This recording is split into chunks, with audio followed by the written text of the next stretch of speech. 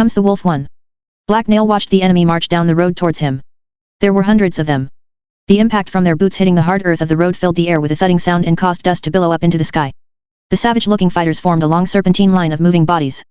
More and more of them came into sight as they marched past a bend in the road and out from behind a mass of greenery. The lead elements drew to a close out of bowshot. They were plainly visible under the noonday sun because a gentle wind carried all the dust away and over the forest. Warwick's main force had arrived. Black Nail watched from the forest nearby as their commanders started ordering them to stop and rest their feet. Harad had sent the hobgoblin and cedar out to keep an eye on the invaders. So many pathetic cowards, the hobgoblin hissed angrily. He was perched atop an old dead tree trunk that had fallen over in the forest. It lay on an angle so that the end Black Nail was seated on was several feet above the ground. Cedar was standing beside him. Together, the pair peered out past the edge of the woods at the enemy on the road before them. They're not doing anything. How can they be cowards? Cedar remarked with irritated uncertainty. It's because they aren't doing anything. Black Nail answered him. They should attack already. There are so many of them already, but they are just sitting there. It's boring. It would be nice if they were that stupid, his master mused aloud in reply. Ah, I have so many things to do. Black Nail whined as he glared at the humans that had entered his territory uninvited. But I need to stay here and watch them. They might try something tricky if I leave. Cedar was dressed in his forest greens. The wrinkles on his weathered face were plainly visible as he eyed the hobgoblin critically.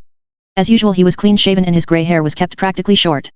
You don't need to watch them, and besides, what is it that you need to do so badly? If I didn't get you moving in the morning you'd sit around all day like a pig in the mud, he replied dryly. Stuff.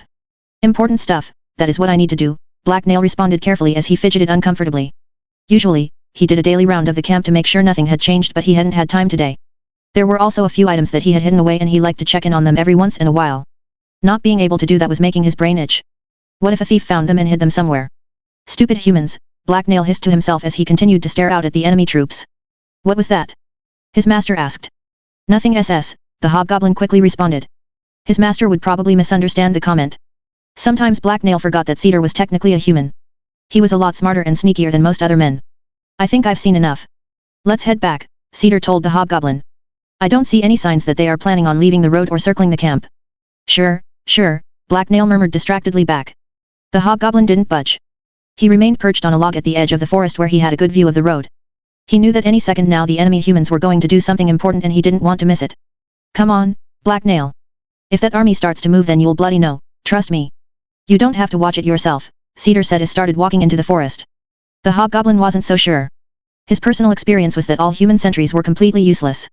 He snuck by them all the time, it wasn't even that hard. He didn't think it unlikely that they could miss an army or two. It's about time for lunch, anyway, Cedar remarked loudly as he ducked under a low tree branch. With a sigh, the hobgoblin got up and followed his master. Watching the enemy was important but there was no way he was going to skip a meal. Together, the pair slipped through the forest back towards their camp. Cedar whistled a signal before stepping out onto the road in front of the gate. The entrance to their band's camp was heavily guarded. Harad had received plenty of warning of the enemy's arrival. She had used that time to build up her defenses. The barrier of long wooden spikes that had run along the side of the camp facing the road had been expanded to encircle the entire base and raised platforms had been set up for archers. Trenches had also been dug to slow invaders down. Cedar and Black Nail carefully made their way up to the entrance. A dozen bandits were guarding the narrow gap in the wall. The closest one gave the pair a brief nod when he recognized them and signaled them forward. On the other side of the wall, several more squads of bandits were waiting and ready to reinforce the gate in case of an attack. They were armed and armored more heavily than usual. The sunlight from above occasionally glinted off shields, helmets, and bits of armor. Off to one side, Harad stood at the base of a watchtower. She was issuing orders to several other bandits around her. Tension and the acrid smell of human sweat was thick in the air as Cedar headed over to talk to her. Everyone was waiting for the attack they knew was coming. I just came back from taking a look around, Cedar told the bandit chieftain when she noticed his approach. Oh, did you see anything important? Harad asked him derisively. You must have if you're bothering me about it. I'm very busy right now. It's what I didn't see that matters, Cedar replied. I see no sign of Warwick being here yet. The enemy appears to be waiting for him. You're probably right about that, Harad huffed darkly. If he was here we would know about it. Warwick is an arrogant braggart. He would announce himself with the subtlety of a charging ogre. I also haven't seen any sign of mercenaries or anything unexpected, Cedar told her. It seems like they are planning on treating this like a straight-up brawl. And that bothers you? Why? They could be with Warwick or on their way, Harad replied. Maybe, but something isn't sitting right in my gut, the old scout explained as he grimaced. This whole campaign feels slapdash. We took out that exposed first group too easily and this next attack is too straightforward. It's like Warwick isn't even trying. I think you're overestimating Warwick, Harad countered. He could do better than this, the old scout responded darkly. I can't afford to be jumping at shadows now, old man, the bandit chieftain said as she rolled her eyes. If you do find something then feel free to inform me. If not, then keep out of my way and stop wasting my time with useless conjecture. Very well. As you wish, Cedar grumbled in reply as he turned and started walking off. Are we going to have lunch now? Black Nail asked his master as he followed behind him. Yes, because we bloody well earned it, Cedar replied crossly. Are you going to cook something? The hobgoblin asked hopefully. When he cooked or ate rations it was never nearly as good as the fare Cedar made. For instance, the worm stew Black Nail had made yesterday should have tasted a lot better than it had. No, the old scout answered as he looked around the camp. A few seconds later, he started stomping over towards Vorshaw's cabin. Geralt and her were seated out in front of it. It's someone else's turn to whip up some grub, Cedar grumbled. The hobgoblin and his master circled around a large group of bandits resting next to a pile of crates. When they got to the other side, Vorshaw noticed them. Oh, Cedar. Geralt and I were just sitting down to eat. Care to join us? She asked him cheerily. Is Kida going to appear out of nowhere? Cedar asked her suspiciously. Not likely. She's apparently fooling around with Varhas right now. The little vixen has that man wrapped around her little finger, the muscular woman replied with a knowing wink. I taught her how to do that. Cedar blinked and mentally digested that remark for a second before replying. I'll accept your invitation and join you then, the old scout replied neutrally as he walked over. I hope you aren't having rations or such shit. Vorshaw smiled at both him and Black Nail. There was a delicious meaty aroma coming from their fire pit. They had something roasting the flames on a spit. It obviously wasn't any kind of trail ration. All we have is a bit of venison and some fairly fresh bread, but you are welcome to it. You may have even brought the meat in yourself, Geralt had explained as he gestured towards the fire. It smells great, Black Nail told him as he sniffed the air and licked his lips. What do you think of this mess we're in? Cedar asked Vorshaw as he sat down across from her. The fight with Warwick you mean, she asked. Of course, what else could I mean? Cedar grunted back. I think I'm tired and want to rest for a bit. It's important to keep rested up before a battle, Vorshaw replied. This is important. Things have been too easy. Harad doesn't see any problems but my instincts are telling me something is wrong, Cedar told her. It might be because there is a large army a few hundred feet that way intent on killing us all. That bothers me. Geralt commented dryly. Then you should go do something about it, Cedar told him sarcastically. That caused Black Nail to giggle. The image of Geralt trying to fight off an army, or even more than one person, was hilarious. It's not like we've been winning every battle, Vorshaw pointed out. Warwick has pushed us back all the way here. I'm still sore from the fight at the river. That's just weight of numbers, Cedar told her. Harad wasn't seriously planning on stopping him before he got here. Those fights went exactly the way Harad wanted them to. We could have held the river for quite a while if that mage hadn't frozen it. It would have nice to have done a bit more damage there, Vorshaw countered as she grimaced in distaste. Black Nail remembered the fight at the river. It had just been a few days ago. Mostly, he had just stood back and shot a few arrows at the enemy. Not that he had been counting, but he had managed to hit 2 enemies. He had even been aiming for one of them. Vorshaw had led a large group and tried to stop the enemy from crossing the river. At first it had been easy to pick off anyone trying to make the crossing. However, when the river had started to freeze over they had immediately retreated. Even that was a victory for Harad. She drew that mage out into the open and now she has a better idea of the tricks he has at his disposal, the old scout countered. I think your logic is a little flawed there, Cedar, Geralt interjected. It sounds to me like you are trying to twist things to fit your argument. It's a good thing that I don't care then, Cedar commented before turning back to Vorshaw. The thing is, we both know things are going too smoothly, the old scout told her. It doesn't seem like Warwick is really even trying. Hells, he hasn't even bothered to show up yet. Maybe he just likes to sleep in. If I was the boss I'd sleep in all the time, Black Nail contributed. How great would it be to sleep into noon every day? He could stay curled up in his blankets and minions would bring him breakfast. Vorshaw took a few seconds to think. The tall woman frowned and poked at the fire with a stick. There was a crack as a hot coal shifted and a small shower of sparks rose into the air. It does seem like he is doing exactly what we expect him to, she admitted. That's not something I would anticipate from a man of his reputation.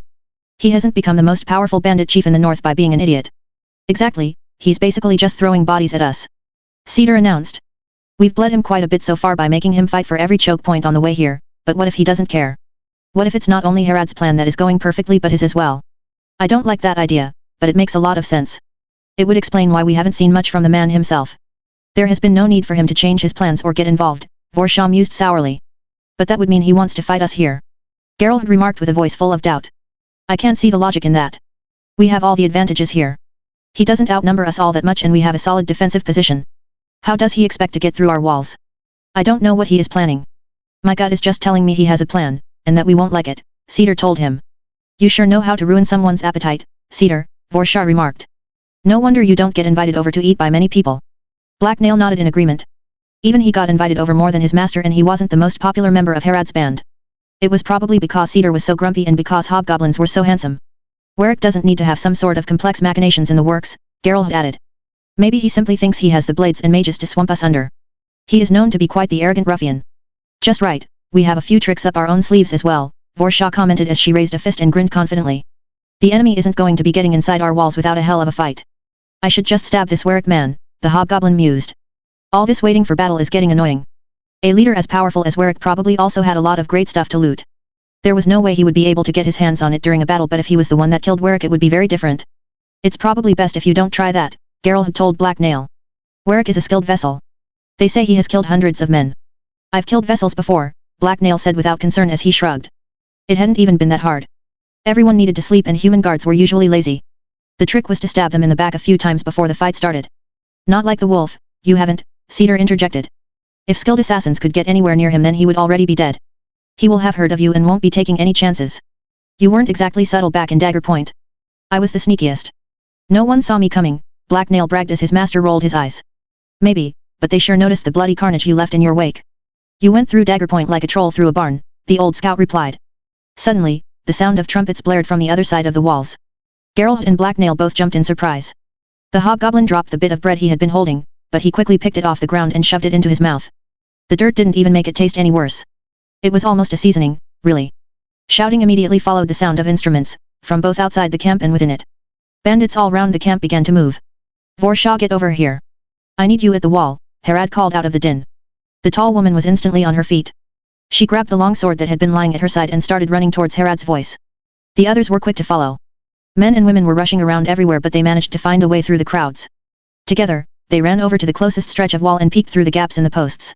The lookout platforms were already crowded. It was immediately obvious what had raised the alarm. Warwick's army had started to move. As the trumpets blared, banners rose above the enemy host. A white wolf's head flew on a black field. There was a chorus of shouting as the lead elements of the enemy army began to march forward towards Harad's base. The sound of the footsteps echoed off the trees. Before they got into bow range, shields were hoisted up to form a protective barrier. The attack had begun. There could be no doubt, the wolf himself had finally arrived. Comes the wolf too. The enemy shield wall drew closer. It contained hundreds of men and spanned the road from one end to the other. The approaching formation of soldiers only ended where the edge of the forest got in the way. First rank, fire. Harad yelled. A swarm of buzzing arrows leapt into the air. They rose from all along the wall and then descended upon Warwick's men. The sound of all the arrows hitting the enemy's shields was almost like the patter of raindrops on a roof, only with more screaming in the background. Unfortunately, while some of Warwick's men did fall as arrows slipped through the gaps in their defensive barrier, most of the enemies remained unharmed. They continued marching towards the wooden barricade Harad had erected to block their way. Second rank, fire. Harad yelled. Another cloud of arrows hit the enemy, with much the same effect. Should we do something? Geralt asked Cedar as he stared at the enemy. The hobgoblin and them were standing at the wall and peeking between the crude wooden posts that composed most of its length. Feel free to run out there if you want, Cedar replied sarcastically. I plan on staying right here unless I'm ordered to move. I think I should go scout something out in the woods, Black Nail added. Just in case the enemy attacks, somewhere else. The hobgoblin's guts felt a little watery as he stared at the approaching army. Standing in its way didn't seem like a great idea. You're staying right next to me, Cedar ordered Black Nail as he turned to give him a level stare. The hobgoblin grinned nervously back but nodded in affirmation. He would have to wait until things got more chaotic before making a break for it.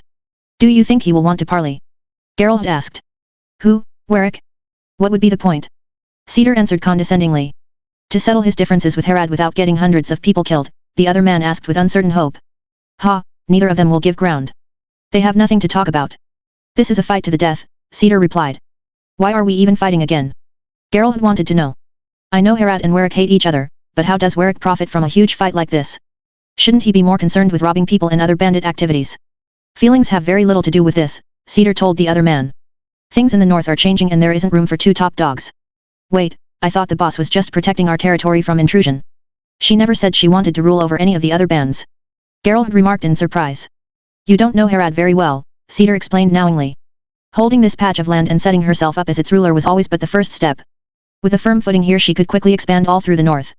That's just great, Geralt remarked sarcastically before sighing deeply. Yep, if you can conquer more land why would you ever stop?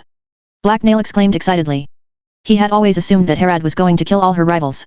So that you don't get killed in a stupid battle in the middle of nowhere. Geralt countered as he frowned at the hobgoblin. Everyone dies, but not everyone gets the pick of all the best loot, Black Nail pointed out.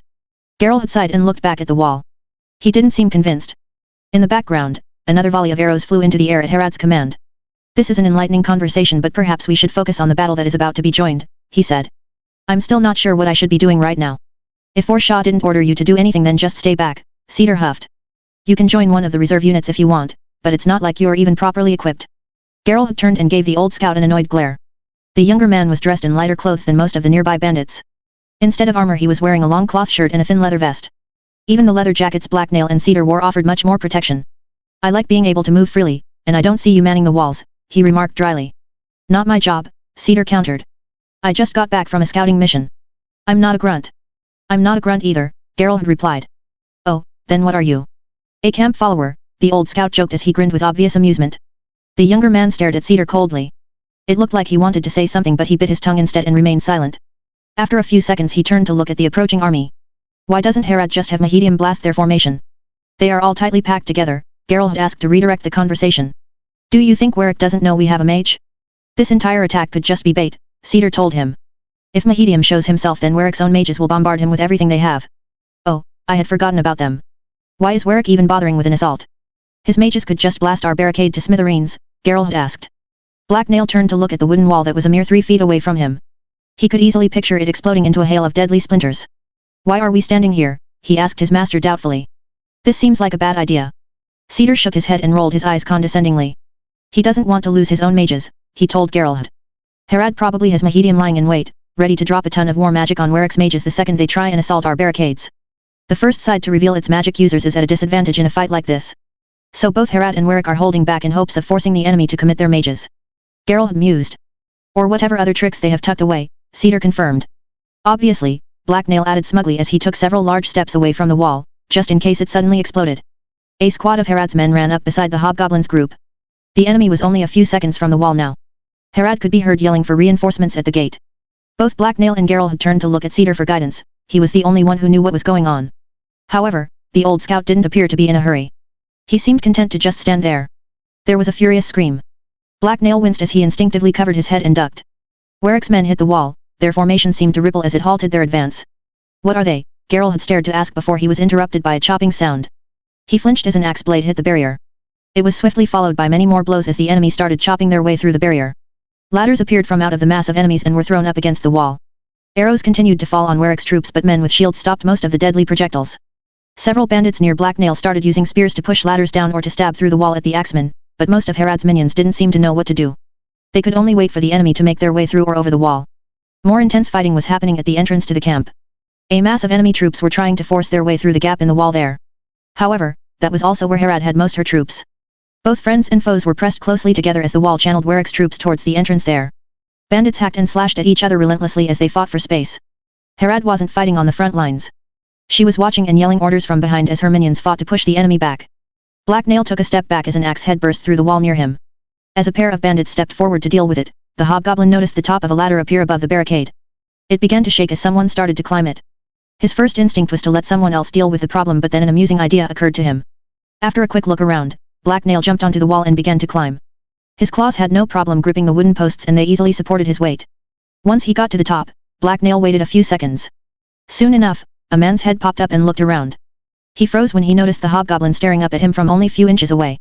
Black Nail smiled and sliced one of the hands the man was using to cling to the ladder. His knife cut cleanly through several fingers. The man yelped in pain and flinched backwards. His face was an agonized red and his eyes were wide with terror as Black Nail pushed over the ladder he was standing on. The hobgoblin smiled as he watched the man crash into his fellows below. With that done, Black Nail scampered back down the wall to safety. He'd had his fun and hanging around would be dangerous. Cedar and Geralt were still standing in the same spot, so Black Nail walked back over to them.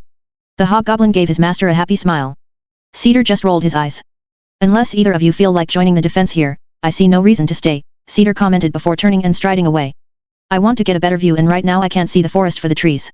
I don't think I'd be much help here. Lead the way, Geralt had quickly replied as he threw a nervous glance over his shoulder at the fighting going on near the wall. The young man then quickly hurried after the old scout. Black Nail didn't feel the need to stick around either, so he joined them. Cedar led the other two over to a small hill that lay closer to the camp's entrance. The old scout stepped up onto one of the crates there and began looking around. At the gate something was happening. The fighting slowed down as the front rank of the enemy split. A man with a chainmail shirt and a steel helmet that covered his face stepped forward. Wielding a long sword in one hand and large round shield in the other, he began cutting down all of Herad's men within reach. The effortless way he swung his heavy weapon around seemed to indicate he was a vessel. The forces Herad had guarding the entrance to her camp hesitated. As the vessel stepped forward, none of them went to meet him, instead they held back. Cowards, all of you, the vessel bellowed arrogantly. Will none of you face me? Not even your useless bitch of a leader, Herad. The bandit chieftain didn't budge. She simply glowered at the enemy without answering. After a few moments she began yelling out new orders. Is that Warwick? Black Nail asked inquisitively. Maybe things were finally coming to a head. No, Warwick is taller than that and would never expose himself so early, his master explained. Ah, Herad should just go kill that human, Black Nail remarked as he frowned in disappointment. He doesn't look so tough and she's scary strong. That's what Warwick wants, you green idiot, Cedar countered gruffly. What do you think will happen if Herad steps out onto the front line? Something bad, the hobgoblin replied uncertainly. The old scout reached over and smacked the side of the hobgoblin's head. She will be roasted like a feast day duck. Warwick will bombard her with all the magic at his disposal and that will be the end of us, Cedar explained heatedly. Okay, she shouldn't do that then, Black Nail replied sheepishly as he rubbed his sore head. When no one appeared to challenge him, the enemy vessel charged. His sword slammed into the neck of a bandit and then he stabbed the chest of another. He wasn't alone either, a squad of heavily armed soldiers protected his flanks. I hope Warwick doesn't have many more vessels at his disposal, Geralt remarked. We only have Herad and Black Nail. Herad has trust issues when it comes to other vessels, but it seems like the wolf doesn't, Cedar explained. Except for me, because I'm so loyal and handsome. I'm the boss favorite. Black Nail added cheerfully. Herad's minions seemed incapable of stopping the enemy vessel's advance. As the flow of the battle turned against her, Herad yelled out a new series of orders. Suddenly, the center of the bandit formation defending the gate began to pull back. Warwick's men surged forward unopposed, especially the vessel and those around him. Rather than fight him, Herad's minions retreated. The vessel lunged forward to attack, but his sword smashed harmlessly into the shield of a defender. The bandits nearby all raised shields and stuck together as they fell back. Cowards, the vessel roared. However, he didn't chase them further. He was already too far ahead of most of his companions. Only a few of Warwick's men had kept up with him. The vessel raised his shield and banged his sword hilt against it angrily, as he held his position and waited for reinforcements. Before that could happen though, Herad yelled another order and flight of arrows descended upon him. Most the projectiles missed as the vessel dove to the side and then raised his shield defensively. His companions weren't all so lucky, several of them fell to the ground with bloody wounds. However, the rest of the arrows bounced ineffectively off the vessel's shield and armor. For a moment, he hesitated, unsure of whether to advance or retreat. Herad ordered another volley and the man made up his mind. He roared a challenge and charged forward. A horde of Warwick's men raced after him towards the defenders. The enemies stepped through the gap in the wall and into the bandits' camp. Before they could steady themselves though, more of Herad's troops emerged from both sides. They slammed into the attackers. A fierce melee erupted at the entrance of the camp as the defenders attempted to encircle the vessel and the men near him. More attackers poured through the gate in an attempt to stop them until the fight was a chaotic mess. In the center of it all, the sword-wielding vessel continued to batter Herad's men around. It seemed like he would hold his ground long enough to create a hole in Herad's defenses and allow the attackers to gain a foothold in the camp. That was when Herad joined the fight. She drew her sword and charged towards the melee, with her bodyguards at her back. Her minions quickly got out of the way as she raced forwards. The enemy vessel was fighting hard to hold his ground. He bashed one of Herad's men aside with his shield and then slashed at another. His sword battered another man's weapon aside and it went flying. That was when Herad attacked. The bandit chieftain dashed out from behind a group of her minions and struck. Her blade lashed out towards the enemy's neck with viper-like speed. He managed to step back and block the first blow but then Herad smoothly launched a barrage of lightning-fast attacks. He could only stumble backwards and try to hold his shield up in front of himself. As Herad kept the vessel busy, two of her bodyguards charged in from the side. They were big men in dark leather armor and they held long spears, which they stabbed towards the enemy's chest. The vessel had no option but to try and block this new attack, and Herad took full advantage of this. She ducked under a swing of his sword and then slashed his groin. Crimson blood splashed onto the ground and the enemy stumbled. Herad tripped the stunned warrior and he hit the ground with a metallic crash. She then drew a knife from a sheath on her belt. Its oddly thin blade glinted in the sun as she stabbed it down through his chainmail shirt and into his heart. She did it. Geralt had observed happily. Of course she did. That was the easy part, Cedar grunted in reply. Without wasting a second or reclaiming the dirk, Herad immediately turned and started running away. Her bodyguards were right behind her. From somewhere at the back of the enemy formation, several dozen feet outside the camp, a ball of energy suddenly appeared. It hung in the air and glowed with an odd green light. Then, without warning, it arced off towards where Herad had been fighting. The crackling orb flew over the heads of fighters from both sides before hitting the ground a few feet from the fallen vessel's body. A second later, it exploded into green flame. Dozens of men were thrown off their feet and the smell of burning flesh filled the air. Herad was well out of the blast zone though, and most the victims were Warwick's own men. From atop one of the archer platforms behind the wall, a blast of fire descended at the origin of the magic. Mahedium had revealed himself. The scarlet flame flew towards the location of the enemy mage, only to be stopped by an invisible barrier. However, the flame didn't completely disappear. Tongues of fire slid of the barrier and rained down on the men below. More screams of pain and horror filled the air. Immediately, Mahedium launched another attack. This time, there was a screeching sound as a blast of energy hit the ground beneath the barrier. The earth beneath the target burst open. Jagged shards of rock flew into the air as the ground tore itself apart in a violent eruption. All the nearby troops were thrown off their feet as the earth sliced into them. There was no way to tell if the enemy mage had been hit or not, but no more obvious magic was cast by them. Mahedium also stopped his attack. Black Nail saw the mage jump down from the platform and quickly hurry away. More magic wasn't necessary, though. The enemy's advance halted. They had managed to cut their way into Herod's camp, but they had lost their vessel and been hit by several damaging magical blasts. Herod's troops redoubled their efforts and started to push the intruders back. The enemy's morale had been crushed. Someone else had noticed the attackers' poor position as well. Trumpets called out from across the battlefield. It was the signal to retreat, and Warwick's men began to disengage from the fighting. The first day of fighting was over, but there would be more. Off in the distance, the wolf head banner continued to fly above a still mostly intact hostile army. Comes the wolf 3. Well, that's all over, Cedar remarked. I'm going to go sit down. You didn't do anything, Geralt had pointed out. We just stood here and watched the battle. Wrong, I was out scouting before the fight. That's my job, the old scout replied. You are the only one here that didn't do anything. I fought one enemy, Black Nail added proudly. He won't be climbing the wall again without the fingers I cut off. Geralt didn't have anything to say that. He sighed in dissatisfaction before turning away and looking at the retreating enemy. Black Nail thought he should have been used to being useless by now. The hobgoblin also took a second to look over the battlefield. This hadn't been the first human battle he'd ever seen, but he had been impressed by it nonetheless. Not only had there been more fighters than he could count, but the way they fought all together was overwhelming. Also, the magic was scary. What could a normal hobgoblin do against that sort of power? Goblins would be climbing all over each other if they had been packed that tightly, and that was only if they didn't start fighting among themselves. Even if they did stay loyal, they would most likely forget which side they were supposed to be on. Below them, Mahedium was still moving away from the wall, in case the enemy retaliated against him for his earlier magic, but he had slowed his pace. The mage noticed Cedar and the others atop the hill and headed their way. Can you see what's going on from there? Mahedium asked as he approached. Most of it, Cedar grunted in reply. The enemy is retreating.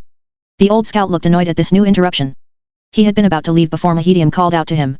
That was some spectacular magic and a great improvement over your earlier works, Geralt had congratulated the mage. You certainly put some fear into the enemy. Thank you, that means something coming from an educated man such as yourself, Mahedium replied. I am always striving to advance my craft. I've seen both better and much worse, Cedar noted objectively. I imagine you have, and I'll take that as a compliment, Mahedium replied graciously as he glanced at the old scout. Black Nail was fairly sure his master's words hadn't been a compliment. Cedar didn't give a lot of those out. I liked the explosions, he commented. You should blow people up more often, it's hilarious. I wish I could do that. The hobgoblin waved one hand dramatically in the direction of the enemy and made a fake-sounding explosion noise. Everyone took a second to consider what would happen if Black Nail ever gained such an ability. Judging by the pained look on his face, Mahedium in particular found the idea unsettling. Anyway, do you think you got that enemy mage? Geralt had asked Mahedium. I don't know, the mage admitted. Things were very chaotic there at the end. He was too far away for me to see clearly. Hopefully you got him. You certainly blasted everything around him beyond dust and death, Geralt had replied happily. Herod's plan was effective. I'm simply grateful that she knew what she was doing and that she obviously values me, Mahedium commented. If she had been less worried about my safety and had ordered me to attack first, I might not have survived that fight. Oh, she won't throw away someone so useful, Cedar agreed as he grinned unkindly at the mage. Ah, yes. I heard that battles where both sides have mages can be complicated and dangerous, Geralt had interjected carefully. Indeed, the key to hostile exchanges between mages is twofold, Mahedium explained. Firstly, you have to hit hard and fast. It is easier to attack than defend. Secondly, if that fails, you need to analyze your opponent's defenses and find a way around them. Having a multitude of attack spells is important. All of Mahedium's long-winded chatting didn't interest Black Nail. He glanced away and observed the activity going on all around him. Maybe there was something interesting going on, or free food around. There were certainly a lot of human corpses littering the ground. It was a shame that humans didn't approve of their dead being made into snacks. Well, they didn't taste all that good, anyway. On the other side of the barrier that blocked the way into camp from the road, Warwick's troops had come to stop.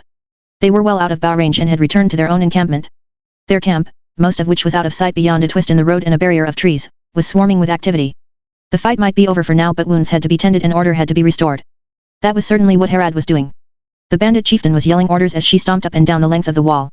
Let's move, it's windy here, Black Nail suggested to the others as he watched her. Standing up on the hill made them very visible, and the hobgoblin didn't want to catch Herod's attention. She might give him work. Good idea, Cedar replied as he started down the hill.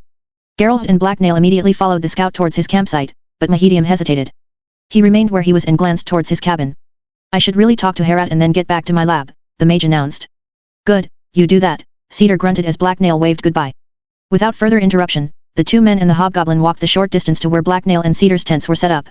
The camp was oddly empty. No one was near the cabins or tents at the back of the clearing. Almost everyone was still over by the wall. Why did you follow us? I didn't actually invite you, Cedar asked Geralt as he took a seat on a chair by the fire pit. I don't really have anywhere else to go, Geralt replied as he shrugged. Vorshaw is probably busy off doing something important and I don't want to get in the way.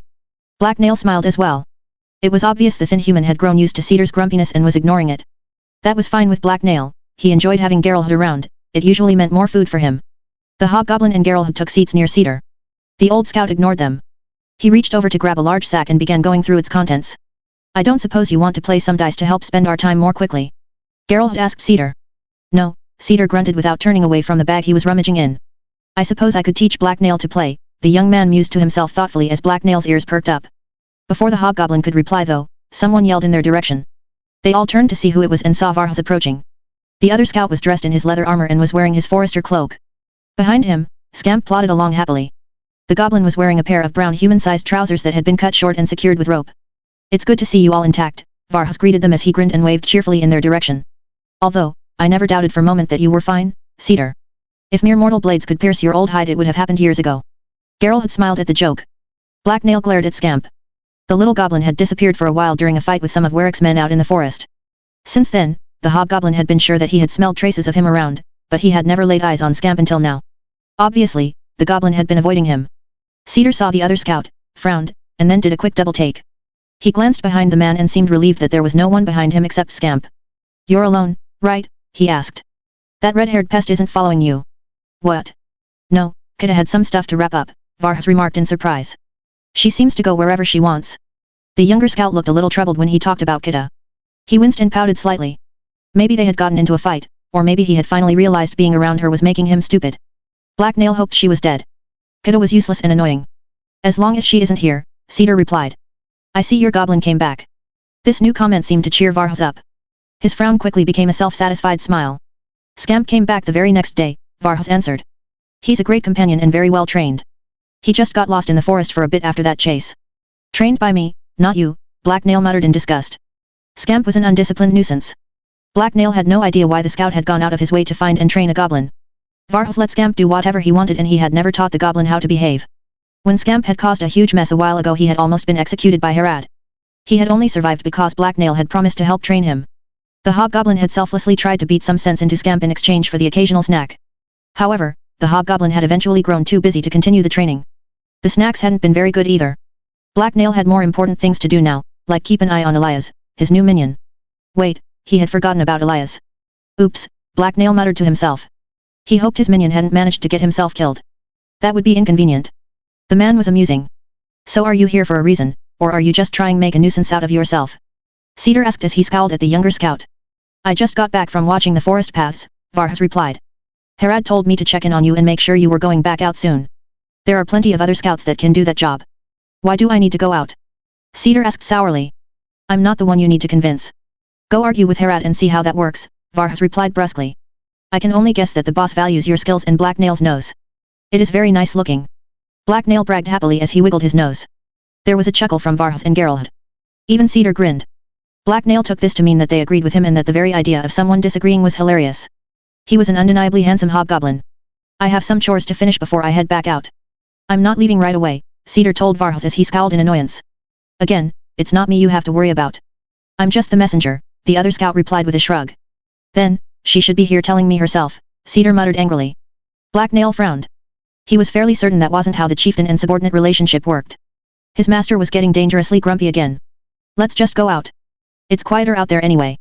You like the forest, Black Nail interjected. The hobgoblin took it upon himself to prevent any conflict between Herad and his master. Cedar was usually very wise but when it came to the chieftain he was stupider than Scamp after he had been kicked in the head a few times. Fine. I have some stuff to do first, though. I need a few minutes, Cedar replied reluctantly. While everyone else had been talking, Scamp had wandered over to Geralt. The bandit noticed the goblin and reached into one of his pockets. A second later, he pulled out a bit of dried meat. There you go, Geralt had said as he handed the morsel to the little goblin.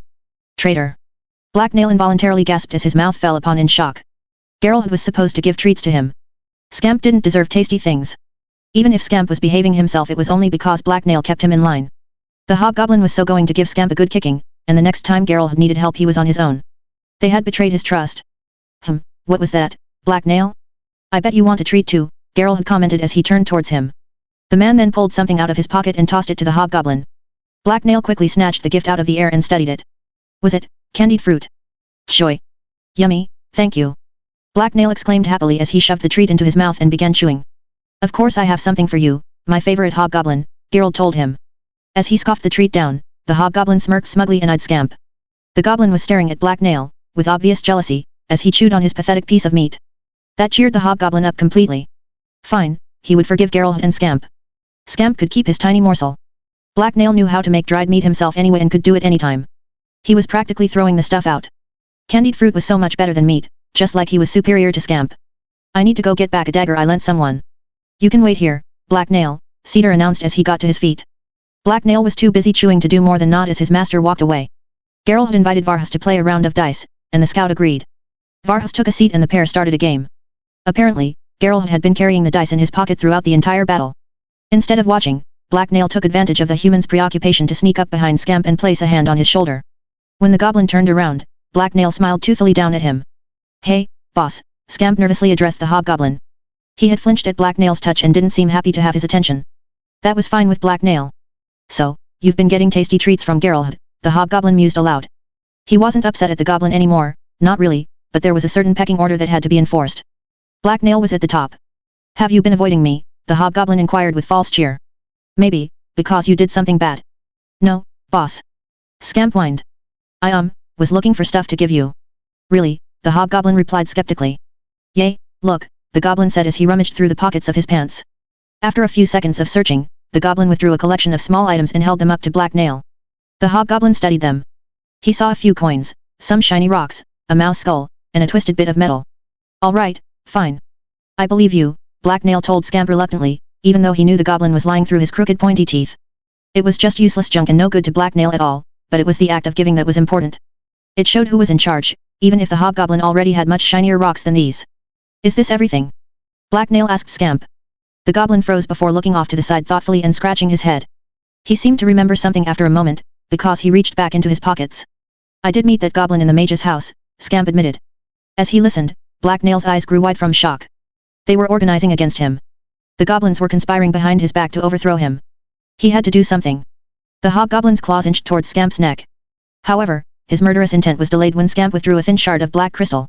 Its murky surface looked oily and seemed to shift as Black Nail stared at it in fascination. You haven't been stealing from Mahedium again, have you? The hobgoblin asked in surprise. Stealing a crystal was what had gotten Scamp into so much trouble before. The goblin could apparently set them off, because he had been born without a limit to how annoying he could be. No, boss.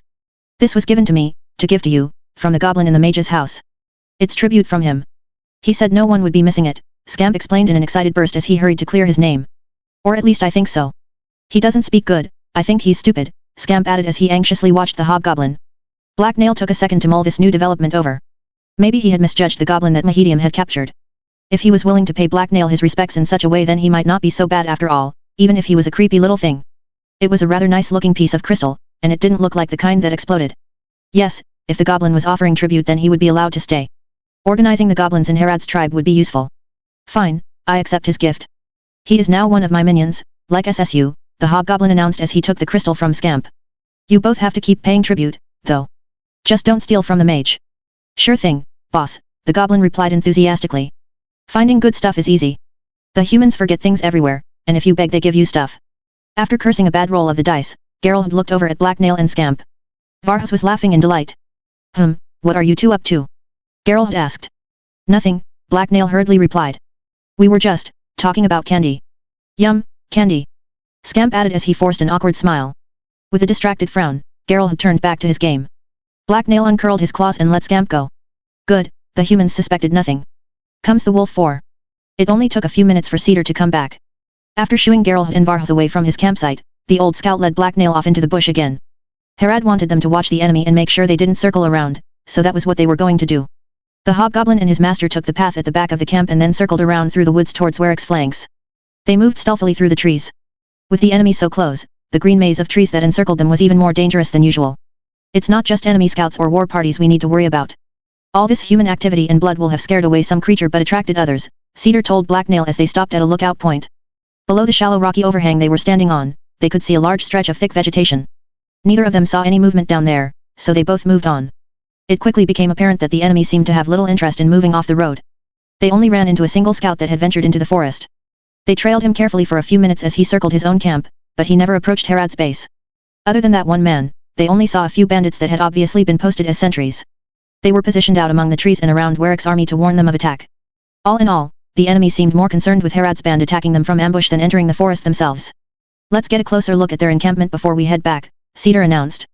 The pair were crouched down behind a fallen tree. A gully lay before them and it wound its way through the forest toward the road. They had just watched from concealment as a pair of sentries had made their way along it and back to their camp.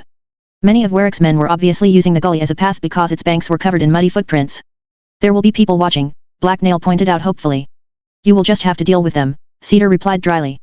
"Good. Sounds like fun," Black Nail exclaimed as he grinned and rubbed his hands together gleefully. The hobgoblin then popped out of hiding and looked around. He didn't see or hear anything, so he crept over to the path Warwick's men had trampled. Cedar was right behind him, and together, they headed towards the road. It was a few minutes before they spotted any sentries. Black Nail noticed them first. A woman with short curly brown hair and a black-haired man were standing next to a large rock. Black Nail signaled to Cedar and then slid up next to a tree. He peeked out from behind it, as he observed the humans. The enemy sentries had a good view of the surroundings. It would be difficult to sneak past them without having to circle quite a distance around. "I'll take care of them," Black Nail said as he stepped forward. "No bodies," Cedar ordered him sternly. A sigh of disappointment escaped Black Nail's lips. That made things more complicated, but he still had an idea that could work. Why was his master so against having fun? The hobgoblin made sure no one was looking in his direction, before dashing over to a clump of nearby bushes. He withdrew a stone from one of his pouches and threw it towards the sentries. The small rock arced silently over the enemy's heads and hit the bushes on the other side of them. The resulting rustling sound drew the sentries' attention. While they were distracted, Black Nail slipped around to the side and behind another tree. "Hey, it was probably just a bird," one of the sentries told the other. While they were still looking in the opposite direction, Black Nail threw another stone. This one hit the woman in the back of the head. "Ow, did you just hit me with a rock?" she exclaimed angrily at the man as she rubbed the back of her head. "What? No," he replied in surprise.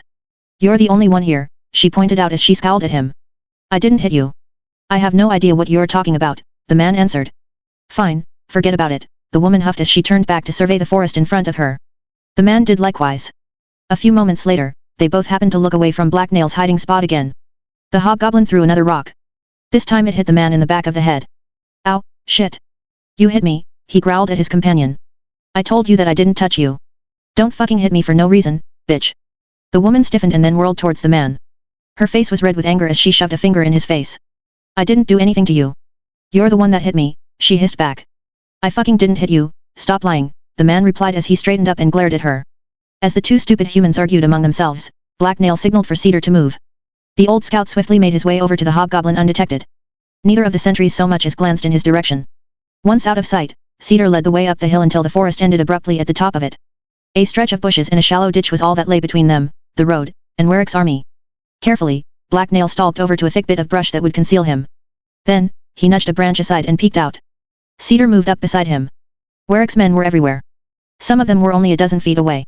Troops stomped around as they performed their duties. A maze of blue tents filled the road and all the clear ground around it, until they stretched out of sight. There were hundreds of them.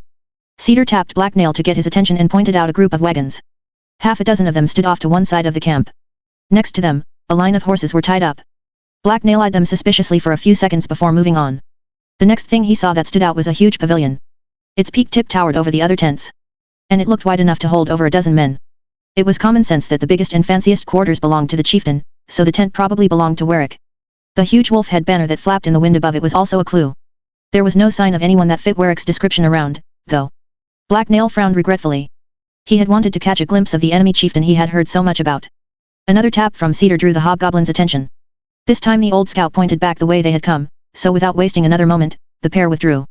They slipped past the still arguing sentries and headed back to Herod to report. Before they got halfway back, Black Nail caught an unsettling scent and froze in shock. His master immediately noticed his reaction and reached for his sword, but he stopped short of drawing it. "What is it?" Cedar asked softly. "I smell a troll," Black Nail answered just as quietly. "How recent?" The hobgoblin sniffed the air again and took a moment to mull it over. The forest was full of animal and plant smells that he had to sort. "A few hours," he answered. "It was probably attracted by the blood earlier. There's no real need to worry, but let's hurry back," Cedar explained. Black Nail nodded and started moving again. There was a new urgency in both his and Cedar's steps as they walked, and they watched the forest around them more intently. At their quicker pace, it didn't take them very long to make their way back to Herod's base. After greeting their own sentries, the pair headed directly over to talk to their chieftain. Black Nail wanted to take a nap, but his master was in a hurry for some reason. Harad was resting in her cabin after the battle. As usual, 2 large guards stood outside the door. They immediately recognized Cedar and greeted him. "She knows you're here and will be out soon," the closer one told the old scout. Cedar nodded in reply as Black Nail took a seat on the ground. He didn't feel like standing. Harad might be a while. Cedar threw the hobgoblin a disapproving look but didn't say anything. Before too long, the door of the cabin swung open with a creak and Harad stepped out. She was wearing a loose white shirt that was obviously fresh and her dark eyes looked tired as she glanced their way. "What is it, old man?" "This had better be important," she asked crankily. "While out scouting, I got a good look at Warwick's camp," Cedar explained carefully. "Oh." Harad remarked with obvious interest. "He has most his supplies loaded up onto several wagons that are parked next to each other. They're only a few dozen feet from the edge of the forest. Obviously, his lookouts are sloppy too, since Black Nail and I got so close," Cedar told her. "You want to hit them," Harad finished for him. The bandit chieftain seemed intrigued by the idea but not convinced. "I can lead a group through the forest before it gets dark. We'll hit the wagons and set them ablaze before hightailing it out of there. They won't have time to react," Cedar explained to her. Harad considered the old scout's words carefully for a few moments. "I can give you 20 or 30 men, of which only half a dozen can be woodsmen," she told the old scout. "That will be fine. Black Nail and I can clear the way," he replied. "Do you need anything else?" Harad asked him. "It would be nice to have some magic on this raid," Cedar suggested. "There is no better or faster way to get things burning." "No, I'm not risking Mahedium," Harad replied. "It's not worth any of the possible gains. Things will be a lot slower if we have to depend on torches and fire arrows. We might lose more men," Cedar pointed out. "Then, that's what will happen," Harad told him coldly as she leveled a heavy gaze his way. Cedar sighed but nodded in compliance. Harad relaxed a little in response to his submission and her expression softened slightly. Black Nail smiled to himself. His master was actually doing the right thing for once. "Let's just bring Scamp, then," the hobgoblin mused aloud. "What?" both Cedar and Harad replied in surprise at the same time. They threw each other a quick glance before turning back to the hobgoblin. "Scamp can use magic. We could just take him," Black Nail explained. "The goblin can set things off, that doesn't make him a mage," Harad replied. "All he needs to do is make some SS crystals explode. We can just throw him at the wagons." "It worked against the snake," Black Nail suggested to his chief. He was careful not to challenge her in any way or give her an excuse to take offense. Harad was both very violent and quite dangerous. "We probably don't need to actually throw the goblin," Cedar pointed out. "No, but it would be more fun," Black Nail countered. "Don't remind me about that," Harad said as her eyes narrowed. "If you want to consider the Cedar, then feel free, as long as Mahedium agrees. You can run the mission your way. I don't want to hear anything more about exploding goblins." "As you wish," Cedar quickly replied. "Exactly. Now, is there anything else you want to bother me about?" she asked him. "No, that's everything," the old scout responded. "Good. Talk to Vorshaw about getting any of the gear you need. I'll make sure she knows to give it to you," Harad said as she dismissed them with a wave of her hand. The bandit chieftain then turned around, opened her cabin's door, walked through, and slammed it shut in everyone's faces. The guards to either side of it flinched at the unexpected noise. "Well, that went a lot better than I thought it would," Cedar told them.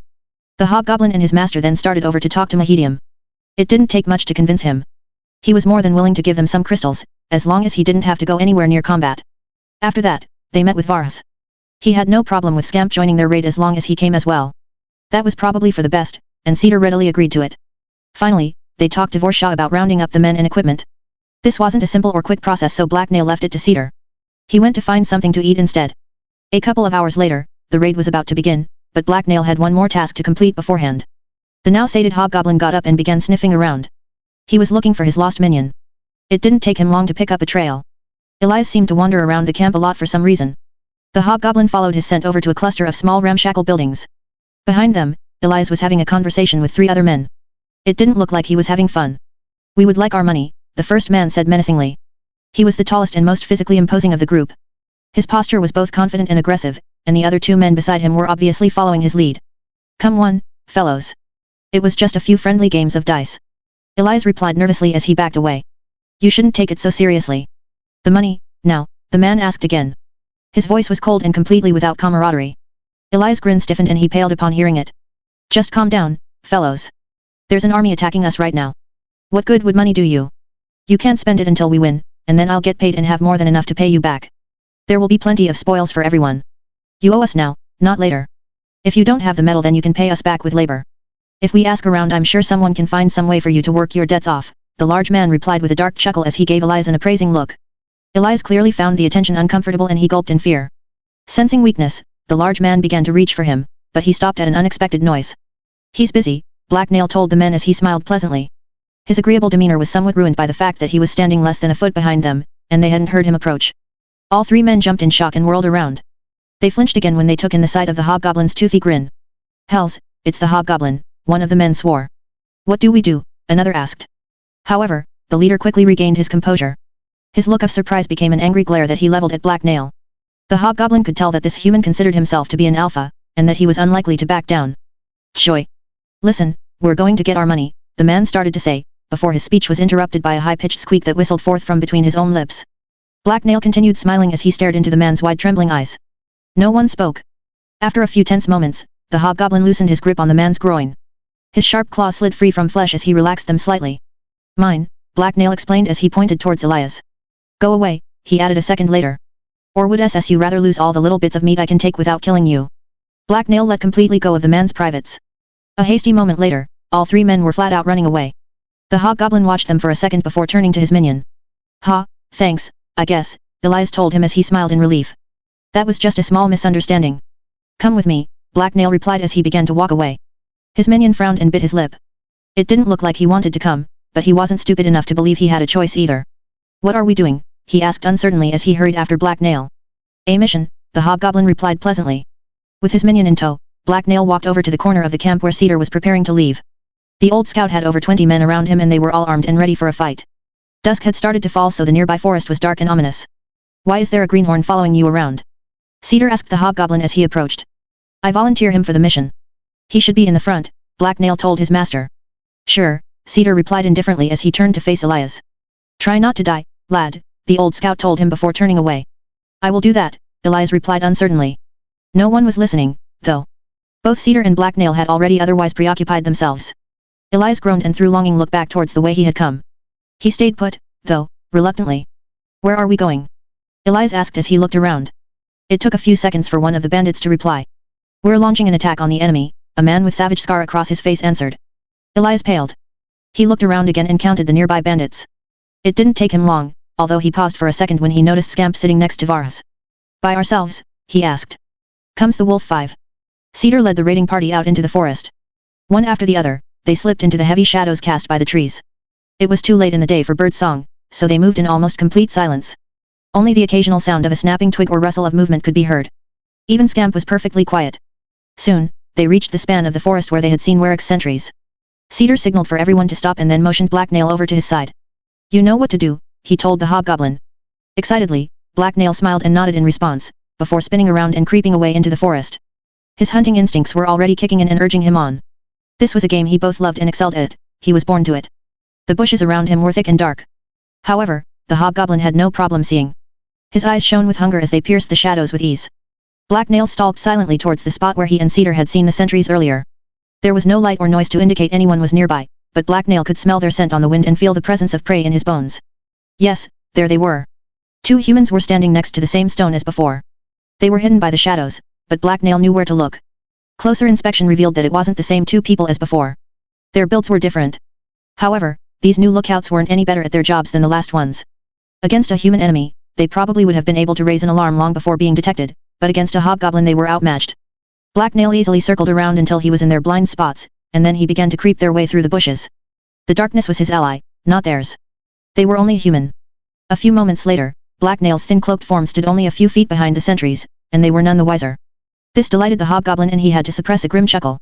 The pair of humans in front of Black Nail stared off into the darkness as he observed them. The only sound they made was of gentle relaxed breathing, the hobgoblin made none at all. Suddenly, one of the sentries started to turn around. Before he could finish, Black Nail was beside him, his dagger drawn. The unseen blade lashed out through the night air and tore open the unlucky sentry's throat. As the first man fell with a faint gagging noise, the second reacted. He spun around, only to see nothing but his comrade's body in an empty black forest. His mouth opened to raise the alarm, and Black Nail's knife slid in under his ribs. The hobgoblin had dashed in under the man's vision and gotten behind him unseen. With his task done, Black Nail took a second to hum a happy little tune while he cleaned his daggers. He hadn't even needed to burn any of the elixir he had taken a few minutes ago. When his blades were clean, the hobgoblin headed back to his master to report in. He had done such a good job. After whistling the prearranged bird call to announce his arrival, Black Nail walked out of the shadows. Everyone looked his way as he approached, but they didn't otherwise react. In the middle of the group, Elias was looking very nervous. The young man was glancing fretfully about and seemed ready to bolt. The dark forest that lay in every direction and loomed above clearly unnerved him. Are you done? Cedar asked in a whisper. Yep, all done, Black Nail replied smugly. Then, let's get going, Cedar said as he motioned the group forward again.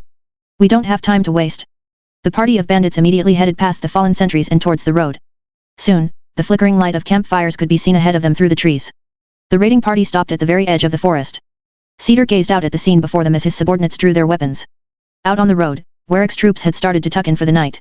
The tents were all still there, but there wasn't nearly as much movement as before. Only a few shadowy figures were walking about. Others could be seen around campfires, but most seemed to have gone to sleep in their tents. The wagons the raid was targeting were still in the same place as well. They lay only a few rows of tents away, but getting to them wouldn't be easy. There were lots of lookouts, of course. A fair number of armed guards had been posted to watch the trees. They stood with the fires of the camp behind them so they didn't lose their night vision. It also made them great targets. If that wasn't bad enough, the road was too close to the forest for them to have a very good view. With the sentries in the forest already gone, they would only have a few seconds of warning and that was it. Black Nail could do a lot with a few seconds. We make for the wagons there, Cedar told everyone as they huddled near him in the gloom. Archers will take out as many lookouts as possible and then we will charge. Varus, make sure Scamp throws his stones well away from allies. The rest of you should sow chaos, set things aflame, and then retreat back this way. There were nods and everyone readied themselves. Elias raised his hand as if to ask a question, but Cedar stared him down until he sheepishly lowered it. Then, the old scout signaled, and everyone sprang into action. A dozen cloaked archers stepped out of the bushes and let loose a volley of arrows. The nearby lookouts went down before any one of them could raise the alarm. Immediately, the rest of Cedar's men burst out of the forest and dashed towards the wagons. Now, some of Warwick's bandits began to notice that something abnormal was going on. Cries of surprise rose into the air as men lurched to their feet. However, the fastest members of the raiding party, including Black Nail, had already reached the closest campfires. The hobgoblin slashed at a startled man that was trying to back away from him. His blade caught the man's arm and sliced deeply into it. Even as the man was falling, the hobgoblin was already running past. There was much to do and it had to be done fast. Similar scenes played out nearby. Warwick's men had been caught off guard, and they were being cut down before they had a chance to organize or even draw their weapons. Well, almost all of them. One squad of half a dozen men seemed to appear out of nowhere. They were armored and they drew their blades as they charged towards the raiders. Varus saw them coming. He quickly passed something to Scamp and pointed towards them. The goblin then tossed the object at the charging enemy. It flickered with orange light as it sailed through the air, before exploding with a thunderous bang. The enemy was violently blasted backwards and scattered. Black Nail raced past tents as he closed in on the wagons. That was when he encountered the first bit of resistance. A pair of enemies ran out of the darkness to cut him off. Both of them already had their swords out and up in defensive guards. Instead of slowing, Black Nail sped up. He grinned excitedly as he burned elixir and felt its effects wash through him. It tingled as it boosted his body. The hobgoblin's move caught the enemy off guard. Before they could react, he had already batted one sword aside and flanked his opponents. The closest man was off balance, so Black Nail stabbed at his chest. With his elixir-driven strength, the hobgoblin's blow punched through the armor and into the soft flesh beneath. That left one defender still alive. Black Nail quickly kicked his victim's chest so that he could tug his sword out of it easier. It came loose with a loud sucking noise and the man's body flopped over backwards. The other defender lunged forwards past his comrade's body to strike at Black Nail, but the hobgoblin was too fast for him. Black Nail stepped back out of the way and then dodged another strike by jumping to the side. Before the defender could try for a third blow, Black Nail launched a series of attacks. The lightning-fast slashes pushed the man back until the last caught him in the shoulder. The hobgoblin's foe screamed in pain and dropped his blade. His voice was silenced a second later when Black Nail's sword cut deep into his neck. That was when several of Black Nail's comrades reached him. Without slowing, they raced past him towards the wagons. Two of them had stopped to light torches, and they hurled them into the back of the wagons. The contents of the carts almost instantly burst into flame. As the fire spread, it frightened the horses that had been tied up nearby. The beasts began to scream harshly and stomp around in a panic. It was music to Black Nail's long pointy ears. The hobgoblin grinned madly as he grabbed a flaming piece of wood and threw it towards them. He hoped the vicious beasts burned. This was great. By then, the wagons were completely ablaze. Flames roared above them and crackled madly, illuminating the camp for hundreds of feet. The sound of both human and animal screams filled the night, and Black Nail basked in it all. Energy was surging through him in incredible amounts. He was truly alive. The goblin took a moment to let out a loud hysterical laugh, as another explosion went off somewhere behind him. He was having so much fun. It was incredible. Everyone, back! Cedar roared from somewhere nearby. Black Nail leapt to obey his master, mostly. Instead of heading straight back the way he had come, the hobgoblin took a slight detour. He picked up a flaming torch someone had dropped, and dashed into a thick cluster of tents. The cloaked hobgoblin ran through the camp, dragging fire and death behind him. He pressed the torch against the fabric of the tents as he moved, setting them ablaze. Whenever someone lurched into his path he cut them down mercilessly. They seemed to move in slow motion when compared to his elixir-boosted hobgoblin speed. Warwick's men started running away from Black Nail instead of trying to face him. The hobgoblin laughed in vicious delight as panicked men and women fled before him through the darkness. The raging fires that surrounded him blinded as much as they illuminated.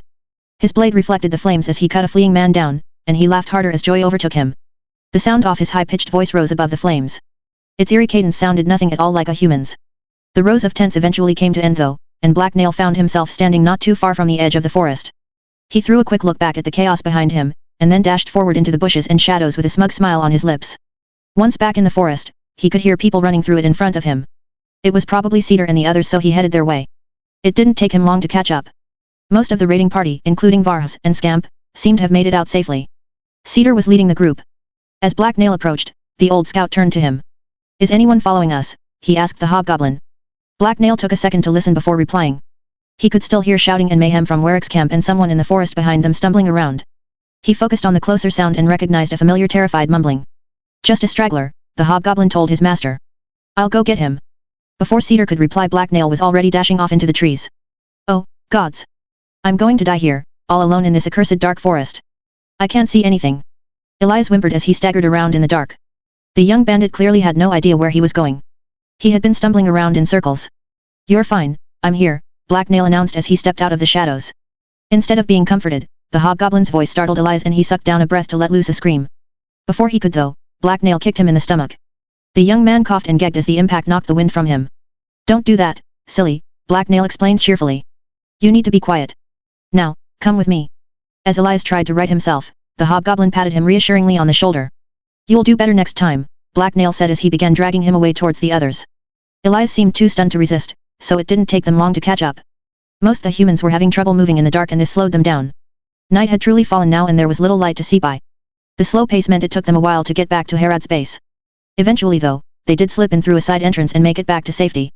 They were greeted quite jovially by the guards, although Black Nail got a few uneasy glances. Elias took the opportunity to collapse up against the wall. He sat on the ground and began rocking back and forth as he muttered softly to himself. He was such a funny human. Black Nail really looked forward to bringing him on the next mission. Herod showed up before the rest of the raiding party had a chance to sit down and relax. Vorshaw and Red Dog were also walking at their boss side. All of them had excited grins on their faces, even if Herod's was a lot more bloodthirsty than the others. "You can see the flames from here," Herod bragged haughtily. "I bet this knocks the wind out of Warwick's sails." "The wind also carried the screams and laughter here," one of the guards remarked. Hearing that probably sent shivers down more than a few spines. "I know it scared the crap out of me." There were a few murmurs of agreement and looks directed towards Black Nail. This made the hobgoblin feel quite good about himself. He was feared. "We got the job done," Cedar told his chief. "The wagons were destroyed and we did more than a little damage besides that." "Did you get the information I wanted?" Herod asked him. "Yes, the chaos gave me enough time to find someone to ask some pointed questions," Cedar replied.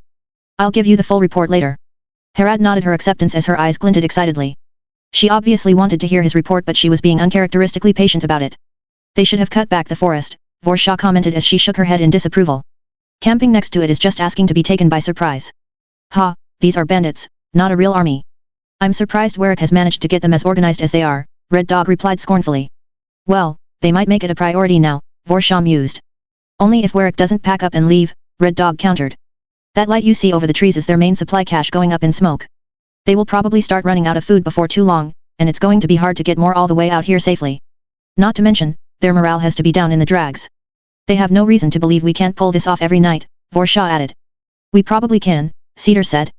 "I wouldn't want to strike them quite so hard, but we could certainly hit them around the edges and see what gets knocked loose." As the others were talking, Herod's grin widened. The bandit chieftain looked positively delighted. It was more than a little unsettling.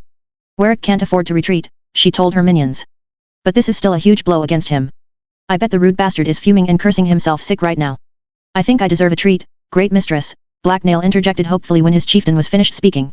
He had been very useful, and all the killing and setting things on fire had made him more than a little peckish. Also, everyone was smiling, so this was probably a good time to ask. "You deserves many more than just one," Herod replied as he placed a hand on the hobgoblin's shoulder. Black Nail's eyes widened from shock and he shuddered slightly. The chieftain was touching him. It was terrifying. What should he do? "I'll have someone whip you all up a feast," Herod told the raiding party. She then withdrew her hand from Black Nail's shoulder, which made him feel a lot better. All the nearby bandits smiled and several of them cheered. More than a few conversations broke out as people began bragging and talking among themselves. The hobgoblin slipped away while the others were busy. The humans were being too chatty for him, and he wanted to get some space. They almost never discussed things that interested him. He'd come back when the food was ready. Black Nail shivered as he walked. The hot remnants of battle lust were still working their way through his system. He still felt the urge to run and fight in his muscles. As a gust of wind blew by, Black Nail wandered off towards the wall. He picked out an empty expanse and began to climb it. Once perched atop the barrier of stakes, he stared out into the darkness. The road before him was dark and empty for quite a distance until it reached Warwick's camp. The flames there illuminated the tree tops on either side of the road as they swayed in the wind. Only a few of the fires Black Nail and his tribe had set were still burning, and they were reduced in size. There were quite a few campfires to see by, though. Black Nail could see the small shadowy figures of people moving everywhere. Warwick's camp was still a hive of frantic human activity. Black Nail watched them scurry about for a while. He kind of wanted to go back and hunt a few more of them, but that would be a terrible idea. It had gotten too dark for even him to see properly, and going out alone was dangerous. No, he would just have to wait until tomorrow. Comes the wolf 6. Cries of alarm woke Black Nail from his slumber. He could hear people yelling excitedly outside his tent. It was probably nothing, though. Humans were prone to meaningless fear and could get themselves worked up over nothing. When the noise failed to fade away, the hobgoblin groaned and threw his blankets off. He then stuck his head out of the entrance of his tent and looked around. It took a moment to clear the sleep from his eyes by blinking. Outside, it was so early in the morning that it was still dark out. The tip of the sun was barely visible on the horizon and the trees blocked most of its light. With a dissatisfied hiss, Black Nail turned to look at his surroundings. What could possibly be going on so early in the morning? If there wasn't a good reason for all this commotion, then Black Nail was going to track down the person responsible and make his displeasure known. It didn't seem like a false alarm, though. All around Herad's base there was an unusually high amount of activity. The bandit chieftain's minions were all running around with far more enthusiasm than they usually mustered this early in the day. To arms, the enemy is coming, someone in the distance yelled. Another annoyed hiss escaped Black Nail's lips as he realized what was going on. He had a feeling this wasn't going to be one of his favorite days. Any morning that started hours before breakfast was bound to be terrible. There was a rustle from the nearby tent where his master slept, and then Cedar stepped out. The old scout was only partly dressed, but he was already quickly slipping the rest of his clothes on. Come on, what are you waiting for? Let's go, he ordered the hobgoblin.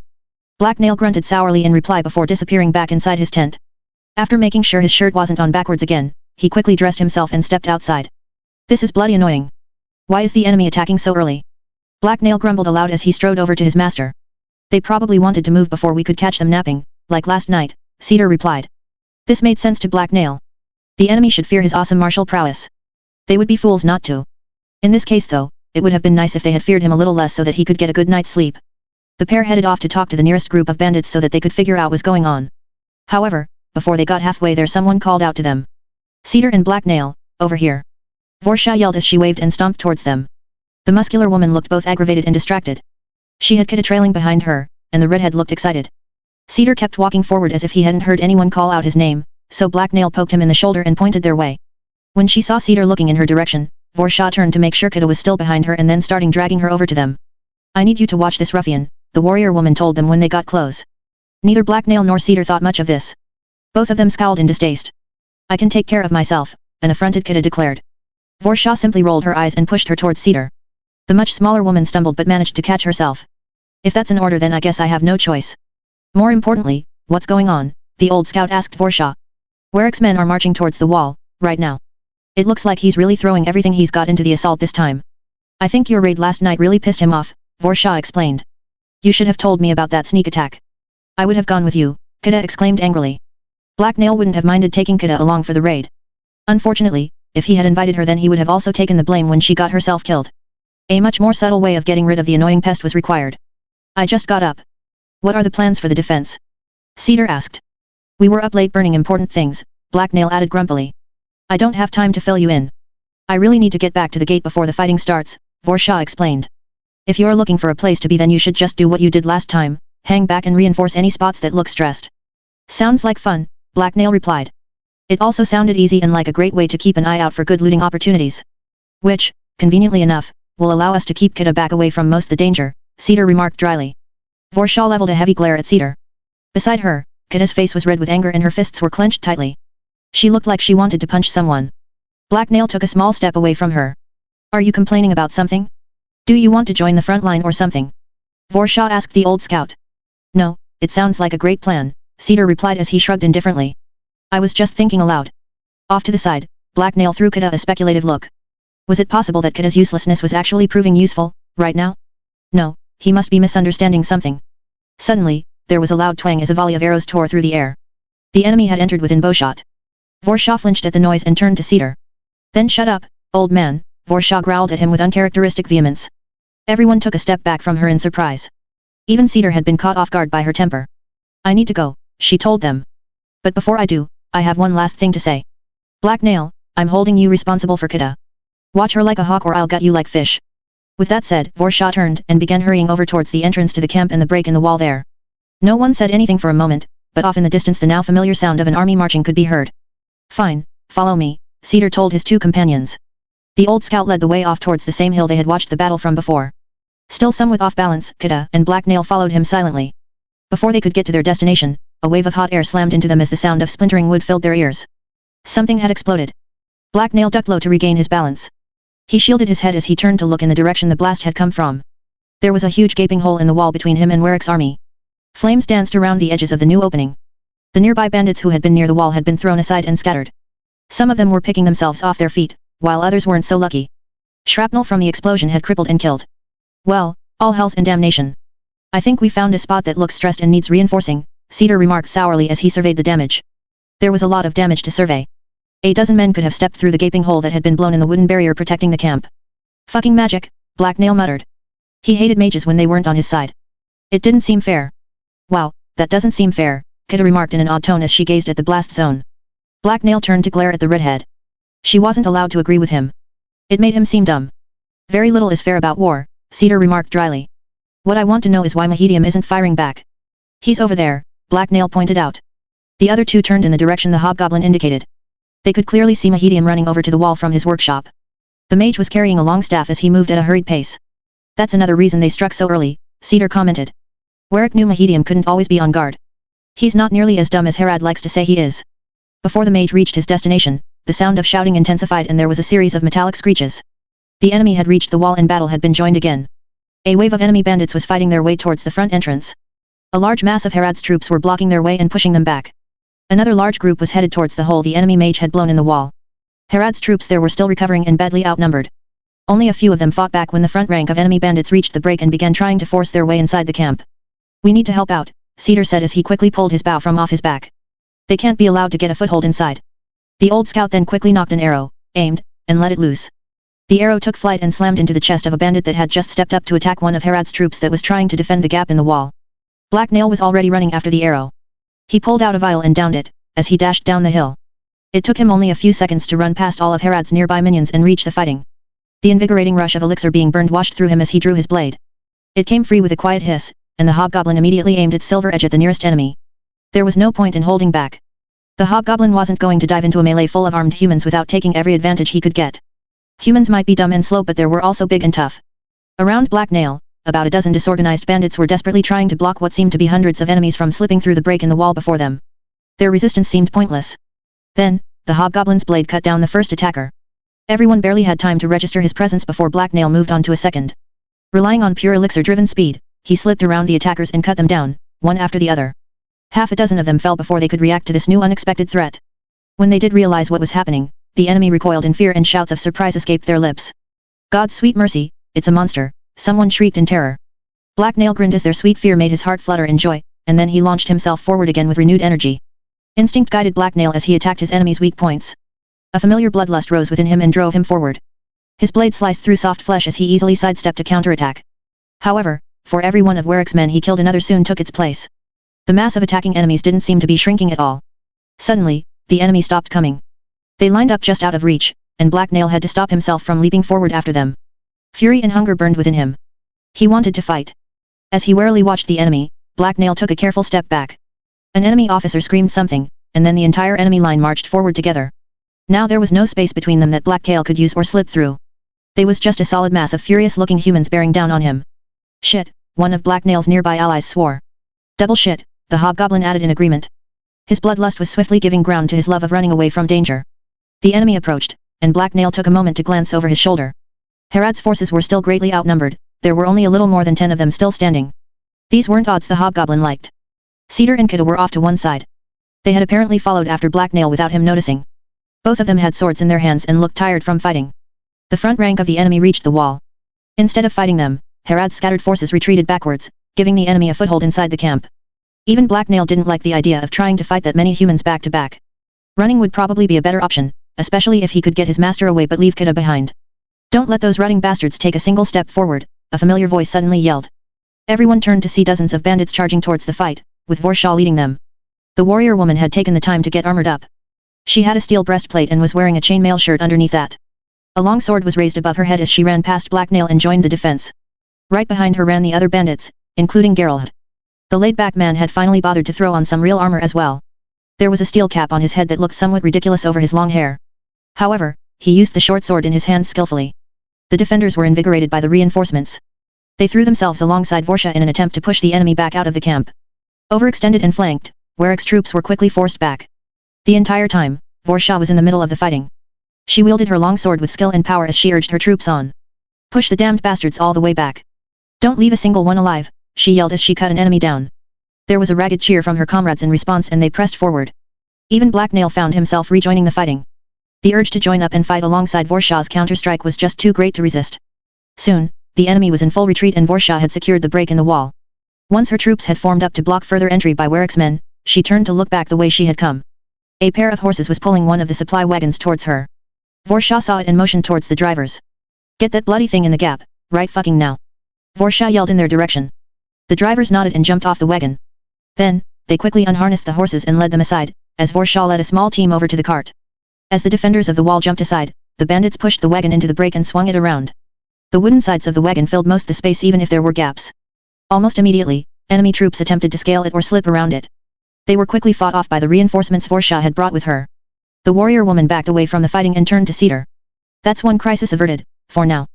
I wish I could say that was going to be the last, she told the old scout. How are things going at the gate? Cedar asked her as he sheathed his sword. We're holding, Vorsha replied. For now, I can't say much more than that. Things aren't going badly but not great either, Geralt added as he wandered over. Vorsha's lover was smiling cockily as he flashily flourished his blade. Black Nail wasn't sure why Geralt was so proud. The man had fought alongside everyone else but he hadn't really distinguished himself. It's still early in the day. Warwick might be trying to wear us down with his superior numbers, Vorsha explained. That damn opening magic barrage of his widened the battle line and has forced us to commit most our reserve already. Suddenly, before anyone could respond to that, a chorus of blaring trumpets split the air. It was almost immediately followed by the steady beating of drums. The energetic refrain was clearly coming from near the front gate. Everyone turned to look that way. However, the press of bodies around the gate was too thick. All they could see was the back of Herod's forces. Damnation, what in all the hells is going on now? Vorsha cursed loudly. This terrible view didn't satisfy Black Nail. He immediately dashed towards the wall to get a higher position. He wanted to see what was going on. Instead of climbing to the top, where he would be an easy target for every enemy with a bow, he hung below the apex and peeked over. Hundreds of enemy soldiers were trying to push forward through the gap in the wall where the camp's front entrance was. However, there wasn't nearly enough space for them to attack all at the same time so Herod's forces were holding them off. Above the fighting floated the wolf head banner and it was steadily moving closer to the front line. Right below the symbol a small group of people were positioned. The enemy soldiers moved out of their way and gave them space as they advanced towards the front. One tall figure stood out from all the others and strode confidently forward through the ranks. He was dressed in heavy armor made of overlapping steel bands and he wore a steel helmet shaped like a wolf's head. A thick mane of grey hair jutted out from the back of the helmet and cascaded down the man's back. The large armored warrior could only be Warwick. The wolf had finally shown himself and was now personally leading his forces in an all-or-nothing assault. A shiver of fear seemed to run through the ranks of Herod's outlaws as they recognized him. Comes the Wolf 7. Don't just hang there, you green idiot. Tell us what you see. Cedar ordered the hobgoblin. Black Nail suppressed his irritation at being addressed so rudely, and then began to explain what was happening to the others. A force led by Warwick himself was headed straight towards the gate Herod was trying to defend. None of his companions seemed to think this was good news. Nervousness and fear was plain on their faces. Their reactions surprised the hobgoblin. A battle between chiefs sounded exciting to him. Showing himself now makes no bloody sense. Vorsha cursed aloud. He's got the advantage in numbers so he should be wearing us down, not leading a charge. Without warning, a sizzling ball of flame burst into existence and shot towards the group of people beneath the wolf banner. Mahedium had revealed himself in a display of fiery power. Before the flaming orb could reach its target, a lanky figure beside Warwick raised a hand. A shimmering wall of force sprang into existence and smashed into the fireball. The flames were battered aside before disintegrating into a brilliant rain of sparks. The shower of tiny lights fell over the battlefield without any noticeable effect. Warwick's advance continued unimpeded. The huge armored figure reached the front line, and his troops cheered as they stepped aside for him. The sound of bandits screaming in exhilaration filled the air and drowned out everything else. The wolf has come. Forward to victory, they roared excitedly as they redoubled their attack on Herod's camp. Their annoying voices hurt Black Nail's sensitive ears. Now he really wanted to kill them, if only to shut them up. Also, their cheer was stupid. We need to get closer, Cedar exclaimed in frustration as he looked around. There was a small lookout platform around halfway down the wall in Herod's direction. There was no way to get through the press of bodies at the front lines, so Cedar headed over to it. Vorsha and Geralt were quick to follow. Black Nail gave them all a head start before racing ahead. They were just humans, so he was much faster than them. He barely had to try. Down now, Vorsha ordered the archers in the tower. We need to see what's going on. After they quickly climbed down to obey her, Cedar made his way up the rickety ladder. It was little more than a bunch of branches tied together by rope, and the platform itself was little better. Vorsha and Geralt followed him one after the other. There was only room for about 3 people on the crude wooden platform, so Black Nail simply climbed up the wall again. From their new vantage point they saw Warwick and his elite join the melee. His banner flapped loudly in the wind overhead as the wolf wadded into combat. The huge warrior had a shield in one hand and a long sword in the other. His heavy steel armor and ornate helmet shaped like a wolf's head made him easy to pick out of the crowd. With seemingly unstoppable momentum, Warwick began to cut down Herad's forces. They broke before him like the tide hitting a rock, as his blade cleaved and knocked them aside. None of her men so much as slowed him down, and they began to fall back away from him in fear. The tide of battle swiftly changed and the attackers began steadily gaining ground. Herad didn't take this challenge lying down. She screamed out a series of orders from where she stood at the back of the battle. Instantly, her bodyguards and Mahedium rushed to her side. With the bandit chieftain at the lead, they formed a solid wedge that moved to intercept Warwick's advance. Why aren't the mages calling up any magic? Geralt asked as he squinted in Mahedium's direction and leaned over a wooden rail. They're too close for that now, Vorsha cursed. I doubt our comrades would appreciate Mahedium dropping a ball of fire on their heads while they are fighting. They also need to keep their defenses ready in case of surprise attacks, Cedar added.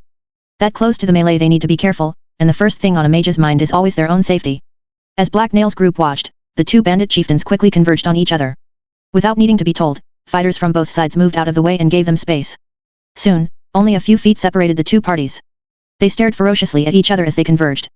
The fury of all the nearby combatants ebbed slightly as they noticed what was about to take place among them. Everyone knew that if Herad and Warwick fought, the outcome would determine the course of the battle. Even if they were fighting for their life, no one wanted to miss this. Shit, she's going to fight him herself. Cedar swore. I need to get over there. Before he could take more than a single step, Vorsha placed a hand on his shoulder to restrain him. He stopped and glared at her. The wrinkles around his eyes seemed deeper than usual. There's nothing you can do. You'll never cross the field safely, and what could you even accomplish if you did? You're just going to have to trust the boss. She knows what she is doing, Vorsha told him. Damnation, Cedar cursed in reply. I should be there, but I never guessed this would happen. The old scout didn't make another move to climb down the lookout platform. He gazed towards the center of the battle and bit his bottom lip nervously. Geralt and Vorsha also looked worried as Herad came face to face with her nemesis. Black Nail didn't know what to think. The mood of his human friends bothered him, but he couldn't see Herad losing. She was the most dangerous and ruthless human he had ever met. He doubted Warwick could beat her in a stabbing contest. So you've decided to show yourself at last, coward, Herad yelled as she snarled in Warwick's direction. The other man didn't immediately reply. There was quiet lull as he gazed in her direction. His steel helm hid his face and concealed what he was thinking. Both bandit chieftains stood just out of striking range with their raised weapons in front of them. Violence could erupt without warning any second. I have nothing to fear from the likes of you, Warwick eventually announced in reply. His voice was deep and serene, without the smallest hint of fear or worry. Like Herad, he had a natural commanding presence.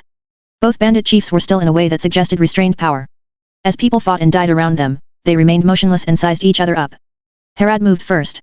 She lunged forwards and the quiet that had overtaken the field ended. Warwick blocked her blade with a casual raise of his own, but before he could counterattack, Herad had already slipped out of his range. The bodyguards and companions of the band leaders rushed forward to support their bosses. They encircled their chiefs as they fought each other, but they didn't get too close. A bubble of space developed around the fighting vessels that everyone else avoided. Beyond the bodyguards, the other bandits were still fighting. Screams of pain and rage filled the air as violence was done and lives were ended. As the masses fought around them, Herad and Warwick dueled. Under his heavy armor, Warwick moved slower than his opponent. Herad ducked in and out of his range while launching a series of feints. However, the larger man easily kept her away from his vital points by holding his shield high and with the occasional lazy swing of his sword. He might have been slower, but his fluid movements betrayed no lack of skill. Again and again the pair of vessels crossed blades. They moved with superhuman speed and their ferocity was unrelenting. Herad seemed unable to hurt Warwick, but the advance of his troops had come to a complete halt. From off to the side, a pair of wrestling bandits suddenly stumbled between the 2 chieftains. They were too preoccupied with fighting and too off balance to stay out of the way. Herad saw them coming, lunged to the side, and kicked the closer man's back. This sent them both careening straight towards Warwick. With a mighty swing of his shield, the wolf battered them out of his way. There was a crunching sound as they hit the ground and rolled. Neither of them got up. Herad took advantage of this momentary distraction to dash in from the other side and strike. Warwick's blade slashed through the air to block her advance, but she ducked under it and stabbed towards his armpit. The tip of Herad's sword accelerated towards a gap between 2 steel plates under Warwick's arm. All Warwick could do was take a frantic step back and turn away from the blow, but it was enough. Instead of hitting flesh, the blade impacted steel and slid away without drawing blood. The heavy shield on Warwick's other arm then swung around, and Herad had to dodge back out of the way. The two combatants separated and watched each other warily. Neither of them dropped their guard, and their respective bodyguards stepped forward to protect them. You can't defeat me like this. You aren't my equal, Black Snake, Warwick shouted haughtily her way. This isn't a duel, cur, Herad replied scornfully. I don't need to beat you in a fancy fencing match. As she finished speaking, the bandit chieftain raised a hand above her head and signaled someone. Immediately, 2 volleys of arrows rose into the air. 2 groups of a dozen archers had stepped out of hiding from both sides of the entrance. The swarms of projectiles flew over all the fighting bandits' heads and descended upon Warwick's party from opposite directions. Only one arrow shot towards Warwick though, and he easily blocked it with his shield. A few more ripped through the banner that one of the wolf's men was holding aloft, but most the buzzing projectiles were aimed at the nearby mage. See, the boss has a plan, Vorsha observed with more than little relief. No one answered her. They were fixated on the events unfolding before them. The mage hurriedly raised an amulet. A rippling wave of force smashed into all the arrows coming at him from one direction and smashed them harmlessly aside. He quickly turned to block the ones from the other side as well, but he was a little too late. His second blast hit the other flight of arrows and battered some of them away, but a lot of them had been too close to be affected properly. 2 of the mage's bodyguards fell as arrows pierced their bodies, but the others raised shields and blocked the rest of the projectiles. Ha, the staff-wielding mage laughed triumphantly. He was completely unharmed. That could have gone better, Geralt had remarked unhappily. That was when a lance of yellow energy slammed into the enemy mage from the front and hurled him off his feet. The men all around him were knocked aside as well, their bodies spasmed for several seconds on the ground before going still. Mahedium stood off to the side of Herad. The staff in his hands was still glowing faintly yellow. Several of Herad's bodyguards surrounded him, and had been keeping the fighting safely away from him. As Mahedium slowly leveled the staff in Warwick's direction, Herad began to laugh triumphantly. She pointed her blade towards Warwick as a mocking grin appeared on her lips. Victory is mine, you arrogant son of a whore, she laughed. I'm going to enjoy destroying you. The enemy chieftain took a step backwards. It was hard to see under his armor, but Warwick looked tense and anxious. He glanced back and forth between Herad and Mahedium, as the troops behind him froze in fear.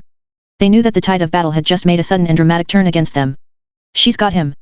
Vorsha exclaimed breathlessly from the lookout platform. We've got this in the bag. It definitely seems like it, Cedar observed skeptically next to her. As usual, the old scout refused to give in to optimism or the equally repugnant feeling of happiness. There's no way even a vessel could dodge war magic at that range, Geralt had remarked. Vorsha's right, we've won. Warwick is finished. Mahedium may have him cornered but I won't be counting the wolf down until he's actually dead, Cedar replied. If he escapes then he can just come back with a new mage and reinforcements. The fighting between both sides didn't stop but it slowed a little as people noticed what had happened.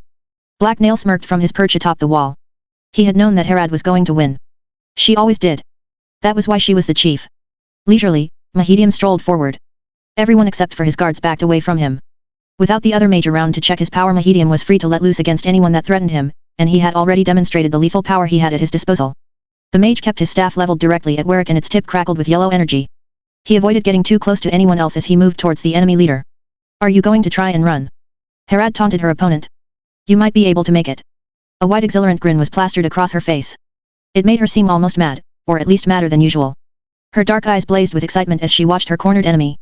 I don't think that would accomplish anything, Warwick replied tonelessly as he gazed at Mahedium. Take that helmet off, Herad commanded him. I want to see your face. Warwick hesitated for a second, and then removed his steel helm. He tossed it aside and it rolled across the ground. His face was stern-looking but handsome. The grey mane had been part his wolf helmet but he had fairly long brown hair of his own.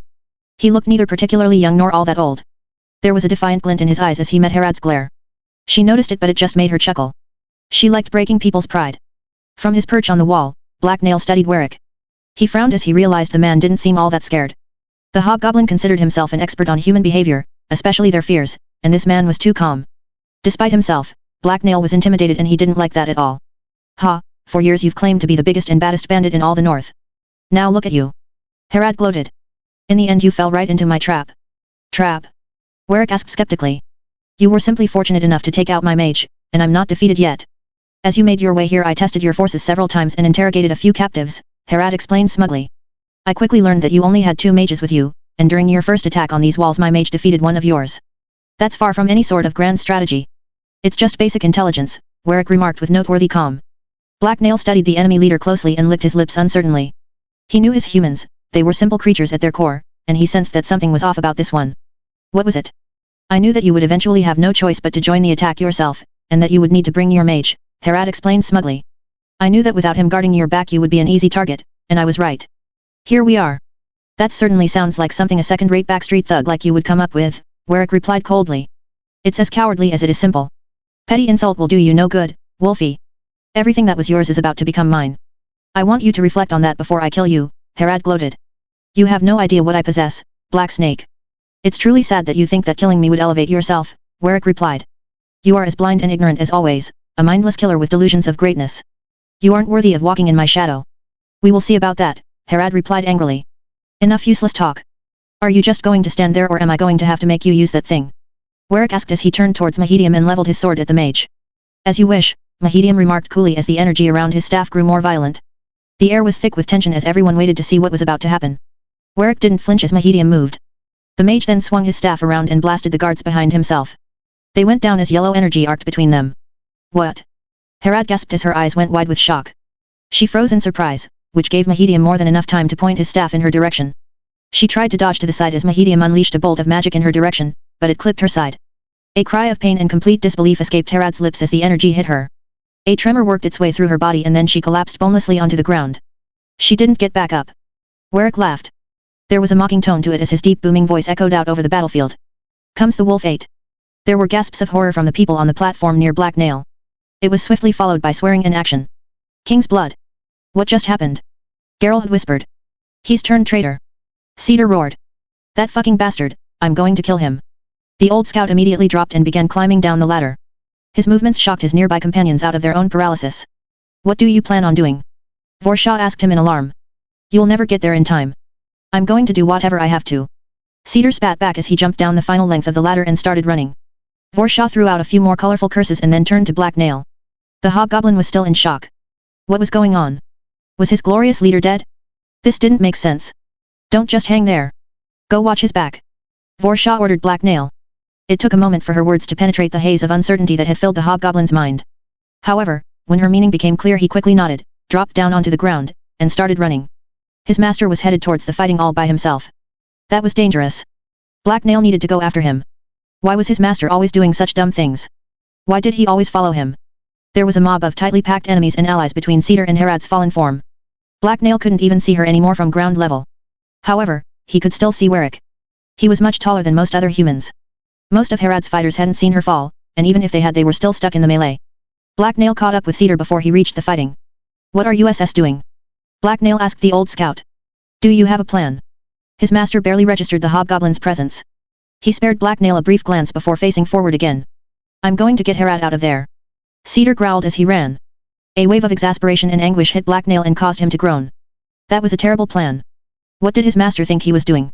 We should wait for help or find somebody else to do it, Black Nail told his master. Red Dog must be around here somewhere. This sounds like something he should do. Unfortunately, the hobgoblin got no reply. Black Nail seriously considered clubbing his master over the head and dragging him away. That was probably unnecessary though, because the way forward was blocked by a wall of their allies. There was no way Cedar would be able to press through it and into the center of the melee where Herad was. Up ahead, Warwick was talking to Mahedium as he walked over to the mage. He then made a sweeping hand gesture in the direction of the thickest fighting. With a nod of acceptance, Mahedium turned and began shooting bolts of magic at those of Herad's minions that were still fighting. The battle quickly started turning against them as the yellow blasts of crackling energy thinned their ranks. There were cries of despair as the force of bandits protecting the camp's gate collapsed. Their leader was down and they had no protection from Mahedium's magic. Overcome with fear and hopelessness, the remaining defenders broke. Large groups of bandits turned to run. Warwick's troops roared in triumph and eagerly gave chase. Many of Herad's men were slain as they exposed their backs to enemy. Other more organized squads of defenders held themselves together. Some of these tried to keep fighting and were swiftly surrounded and cut down as their allies deserted them. A few lucky larger groups managed to hold their attackers back and to start a fighting retreat. The battle at the gates swiftly degenerated into a dozen smaller fights as Herad's forces fled deeper into camp. It was into this mess that Cedar dove. Black Nail groaned again and then quickly followed him. The dissolution of the battle and the resulting chaos was allowing Cedar to advance. There was very little organized resistance to Cedar's dash into enemy lines, much to Black Nail's annoyance. Why was no one stopping them? Even if the fighting had moved on, there were still more than a few scattered enemies around. Well, it wasn't like Herad or Warwick's minions wore uniforms, and most of the enemies were confused by the fact Cedar and Black Nail were running towards them instead of away. Others were more concerned with settling grudges or looting than with the new arrivals. A few enemies did try to intercept Cedar, but Black Nail leapt ahead and cut them down without mercy. The hobgoblin was adept at taking advantage of chaos, and he still had a lot of elixir burning through his system. As Black Nail's blade gutted a man wearing particularly shoddy armor, Cedar ran ahead. They were only a few dozen feet from Herad now, and well out of what was left of the fighting. Those groups of bandits still resisting Warwick had already retreated deeper into camp. However, before the old scout could reach his destination, Mahedium turned and noticed him. The mage was standing guard over Herad's prone form. The fallen bandit chieftain's chest rose and fell as she drew breath and her fingers were twitching. She was still alive. Oh, it's you two. I was wondering when you would show up, the mage remarked as he leveled his staff in their direction. Die you traitorous filth. Cedar spat in reply as he lunged forward with his blade held high. A frown appeared on Mahedium's lip as yellow energy once again burst out from his staff and slammed into Cedar. The old scout stumbled and collapsed. The sight of his master falling enraged Black Nail. Mahedium would pay for this. He would feast on the man's eyes. With an angry hiss and a new burst of speed, Black Nail managed to dodge to the side of a blast aimed his way. He rolled across the ground for a second before jumping to his feet and leaping at his magic-wielding opponent. You're frighteningly fast, the mage remarked as he grabbed an amulet on his chest. When he touched the amulet, an invisible wall of air slammed into Black Nail. It whipped up clouds of dust as it raced across the ground and its impact threw the hobgoblin backwards. He soared quite a distance through air before smashing into a pile of crates. There was a loud crash. Pain ripped through the hobgoblin's back and his ribs felt like every single one of them had cracked. He whimpered, and his jaw started hurting. Even though he was having trouble even breathing, Black Nail fought off the pain and tried to pick himself off the ground. Fury and adrenaline rose within him to drown out all other concerns. This wasn't the time to be sitting around. He had to save his master and the chief. He was Black Nail. It would take more than a treacherous mage and a big fat human vessel to defeat him. He was an invincible killer and they would taste his blade. The hobgoblin hissed furiously and stood back up. He shook his head to clear it and tried to think up a plan. He was good at sneaking, so maybe he could get behind Mahedium and That was when a beam of energy slammed into the hobgoblin. Instantly, Black Nail lost all control over his body and began convulsing. His spasming limbs sent crates flying and snagged a tarp. By the time the convulsions stopped, he was back on the ground and thoroughly wrapped up in the tough fabric. Exhausted, Black Nail groaned in pain. Every muscle in his body was aflame and all his joints felt out of place. He phased in and out of consciousness for a few seconds as he tried to figure out what had just happened. He remembered it was bad. Black Nail opened his eyes, which hurt in ways he hadn't thought possible, and saw his master lying on the ground a fair distance away. There were several unfamiliar and unfriendly-looking bandits standing around Cedar. The hobgoblin tried to reach out in his direction but his hands wouldn't move. Just the man I was looking for, a tall armored man announced as he walked over the fallen scout. You're right on time to see me kill Herad. It was Warwick. The enemy leader smiled broadly as he looked down at the old scout. Behind him, corpses littered the battlefield and the shattered remains of the camp's walls loomed. Cedar was laid out on the ground where he had fallen after being hit by Mahedium's magic. He slowly turned his head to glare at Warwick. No one had touched him but he still seemed incapable of making large movements. A dozen of Warwick's troops surrounded him as he looked down at the old scout. There wasn't a friendly face in sight, unless you counted some of the corpses that littered the ground. A lot of bandits had died in the fight at the gates. I've been wanting to talk to you for a while, White Raven, Warwick told Cedar. Go fuck a pig, Cedar spat vehemently in return. He was apparently able to talk now. The old scout sounded winded and like he was in pain. As he wheezed, the man he had insulted grinned in amusement. I suppose I deserve that, Warwick admitted. I did just have you blasted by magic. It looks like it hurts a lot. It's only a brief stunning effect. There is no lasting harm done, Mahedium interjected in explanation. But it certainly keeps people down long enough for more permanent solutions to be achieved, although both vessels and mages resist it. The length varies but Herad won't be up for. With a wave of his hand, Warwick silenced the rambling mage. The victorious bandit chieftain then turned back to Cedar. Your old leader has been defeated and will soon meet her end at my hand. I'm willing to show you mercy if you pledge your allegiance to me, and I will also to extend that kindness to others you choose, Warwick told him. I've always been an admirer of yours and having the White Raven under my command would be useful. No, Cedar replied as he glared defiantly at his capture. I see I'm going to have to strengthen my argument, Warwick mused. With an exasperated sigh, the bandit leader turned and strode over to Herad. She was still breathing but appeared to be unconscious. I don't suppose your offer extends to her? Cedar asked scornfully. There were hints of fear and concern concealed behind his veneer of contempt, though. The old scout's stubborn resolve seemed to grow weaker as Warwick got closer to Herad. No, she's too stupid to ever learn her place. Honestly, I don't know why you would even ask. Look at her, Warwick replied contemptuously. When he reached her, the large man gave her a solid kick to the ribs. She flinched as the pain of the blow woke her up and then again when she saw the man looming over her. What? Herad gasped as she tried to sit up. It's rather simple actually. You're the one that fell into my trap, not the other way around, Warwick explained. I've defeated your pathetic band and now I just need to deal with you. Herad coughed and looked around. Sometime after she had fallen, someone had stripped her weapons from her. Her sword was gone and after checking her clothes she didn't find any daggers. Her actions didn't seem to concern Warwick. He just watched her and made no move. I made a deal with your mage. He agreed to switch sides if I presented him with a perfect opportunity, Warwick continued as he held his arms out wide to emphasize his surroundings. And here we are. You led him right to me and set yourself up. You fucking faithless coward. I hope demons drag you down to the deepest hells beyond the sight of the gods, Herad cursed Mahedium as she glared at him. The mage just shrugged without concern. He didn't seem insulted. I simply did what was in my best interest. Just like when I first joined up with your band, Mahedium explained without remorse. Warwick has resources and connections that you would never be able to give me. Everything I do is to advance my work, and the broken wheel knows the true value of my knowledge and skills. There's absolutely no reason for me to stay in your dirty little camp anymore. Can you really blame him for betraying you? Just look at the mess you've made of things, and how pathetic your strategy was, Warwick remarked. Luring me forward? Again? Really? That was how you dealt with the vessel I sent to test you. So what are you waiting for? Kill me, you coward, Herad growled as she collected herself. Her cloak was torn and her leather armor was covered in dirt and grime. Her fall had even smeared dust over her face. She looked tired and defeated, although her eyes still burned with anger. I'm the coward? You're the one that tried to use magic to subdue me. I simply turned your own ploy against you, Warwick replied dismissively. Herad opened her mouth to reply, but then she finally noticed Cedar. Her eyes flickered with recognition and she hesitated. What are you doing here? She asked in surprise. I came to see your victory parade. It could use some work, Cedar replied sarcastically. And I'm currently trying to recruit him, Warwick added in a smug taunting tone. I hope you are both very happy together, Herad remarked bitterly as anger flashed in her eyes. I haven't decided on anything yet, although it's definitely sounding like a better idea all of a sudden, Cedar shot back. As the pair glared at each other, Warwick looked momentarily taken aback. It took him a moment to come up with something to say. He's far less likely to run into obvious traps under me, Warwick rebuked Herad. Did you really think I would charge into your base unprepared? How pathetic of you. Herad glared furiously at her opponent as Warwick continued his speech. I suppose I'm being uncharitable, he told her. It's not like you're anything more than a petty bandit. I knew exactly what you were thinking every step of the way. I timed my attack so that you would have no chance to question your strategy or come up with a new one. Enough with the pompous bragging, you bloody ass. Why am I still alive? Herad asked. I'd rather be dead than listen to you expel such rot. You're here because I don't fear you in the slightest. You're beneath me and I want there to be no misunderstandings about that left in your head, or those of your minions, when you die, Warwick answered as he smiled.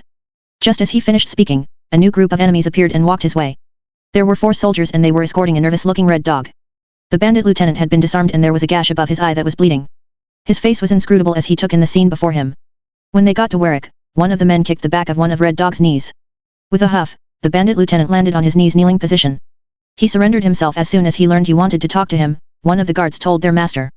Warwick nodded and then motioned for the newcomers to step back. What do you want from me? Red Dog tentatively asked. His voice was full of fear but it was also edged with hope. While most the bandits you find in the north are nothing more than deserters and riffraff too incompetent or stupid to stay in the army, there are a few exceptions. It would be a waste to kill such men when they could be of use to me, Warwick told him. So you want me to join up with you? Red Dog inquired optimistically. Perhaps, Warwick replied. First, there will be a demonstration, and then I shall test your loyalty. As everyone warily watched him, the tall vessel gestured and one of his minions tossed him a sheathed sword. Herad flinched as her enemy drew the blade, but instead of attacking her he tossed it onto the ground and then took several large steps backward.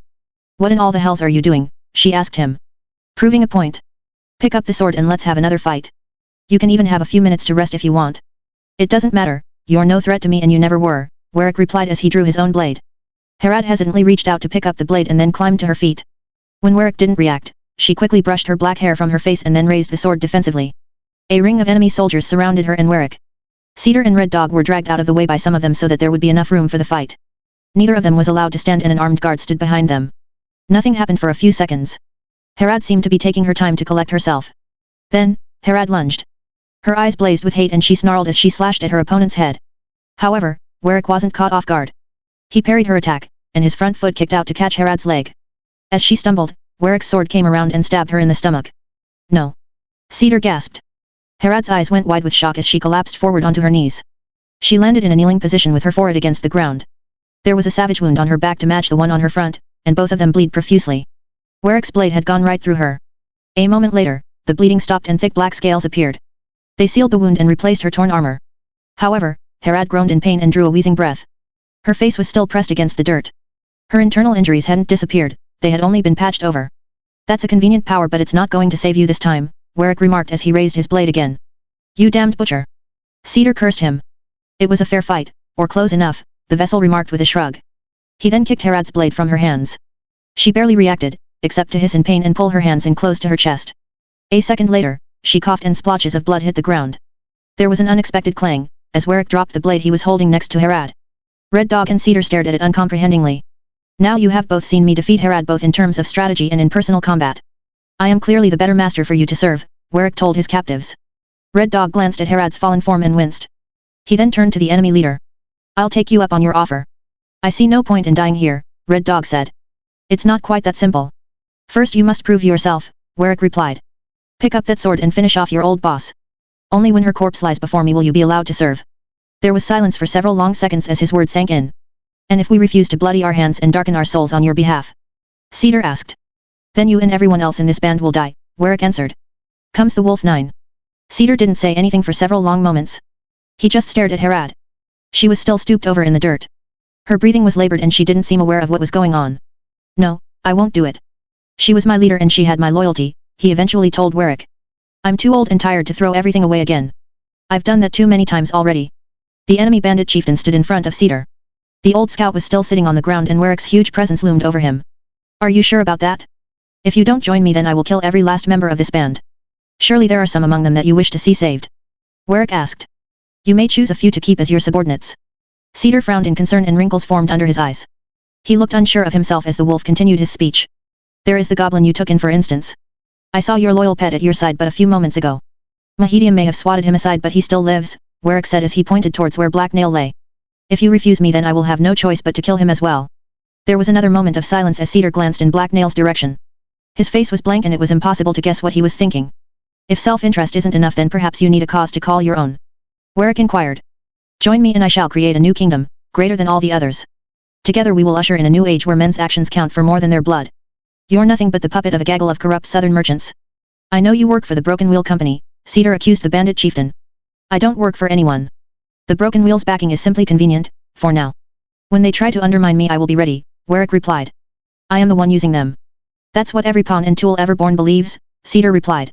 He wasn't convinced. Join me and see for yourself. Warwick countered.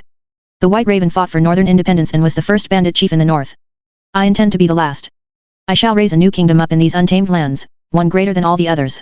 We dream of the same thing, old man. I fight for what you fought for. You expect me to believe that when you revel in torture and misery? Cedar accused Warwick. You obviously don't fight for anyone but yourself and your own sick enjoyment. I am never cruel without a reason, Warwick replied evenly. We both know Harad did far worse than this to others. Her minions killed, raped, and robbed their way across the north. Countless lives were destroyed by her actions and you supported her. Don't pretend you are better than this. Oh, then why did you set up this sick show? Cedar asked. His voice seethed with anger. Firstly, to show you that she wasn't worth your loyalty, Warwick explained. Here in the north, it is natural for the strong to rule the weak, and I am far stronger than her. I'm simply making this clear to you. That doesn't explain why you are making us finish her off, Cedar countered. That's simply so I know if you can be trusted, Warwick replied. If you refuse to strike down your old leader I know you remain loyal to her and will work against me.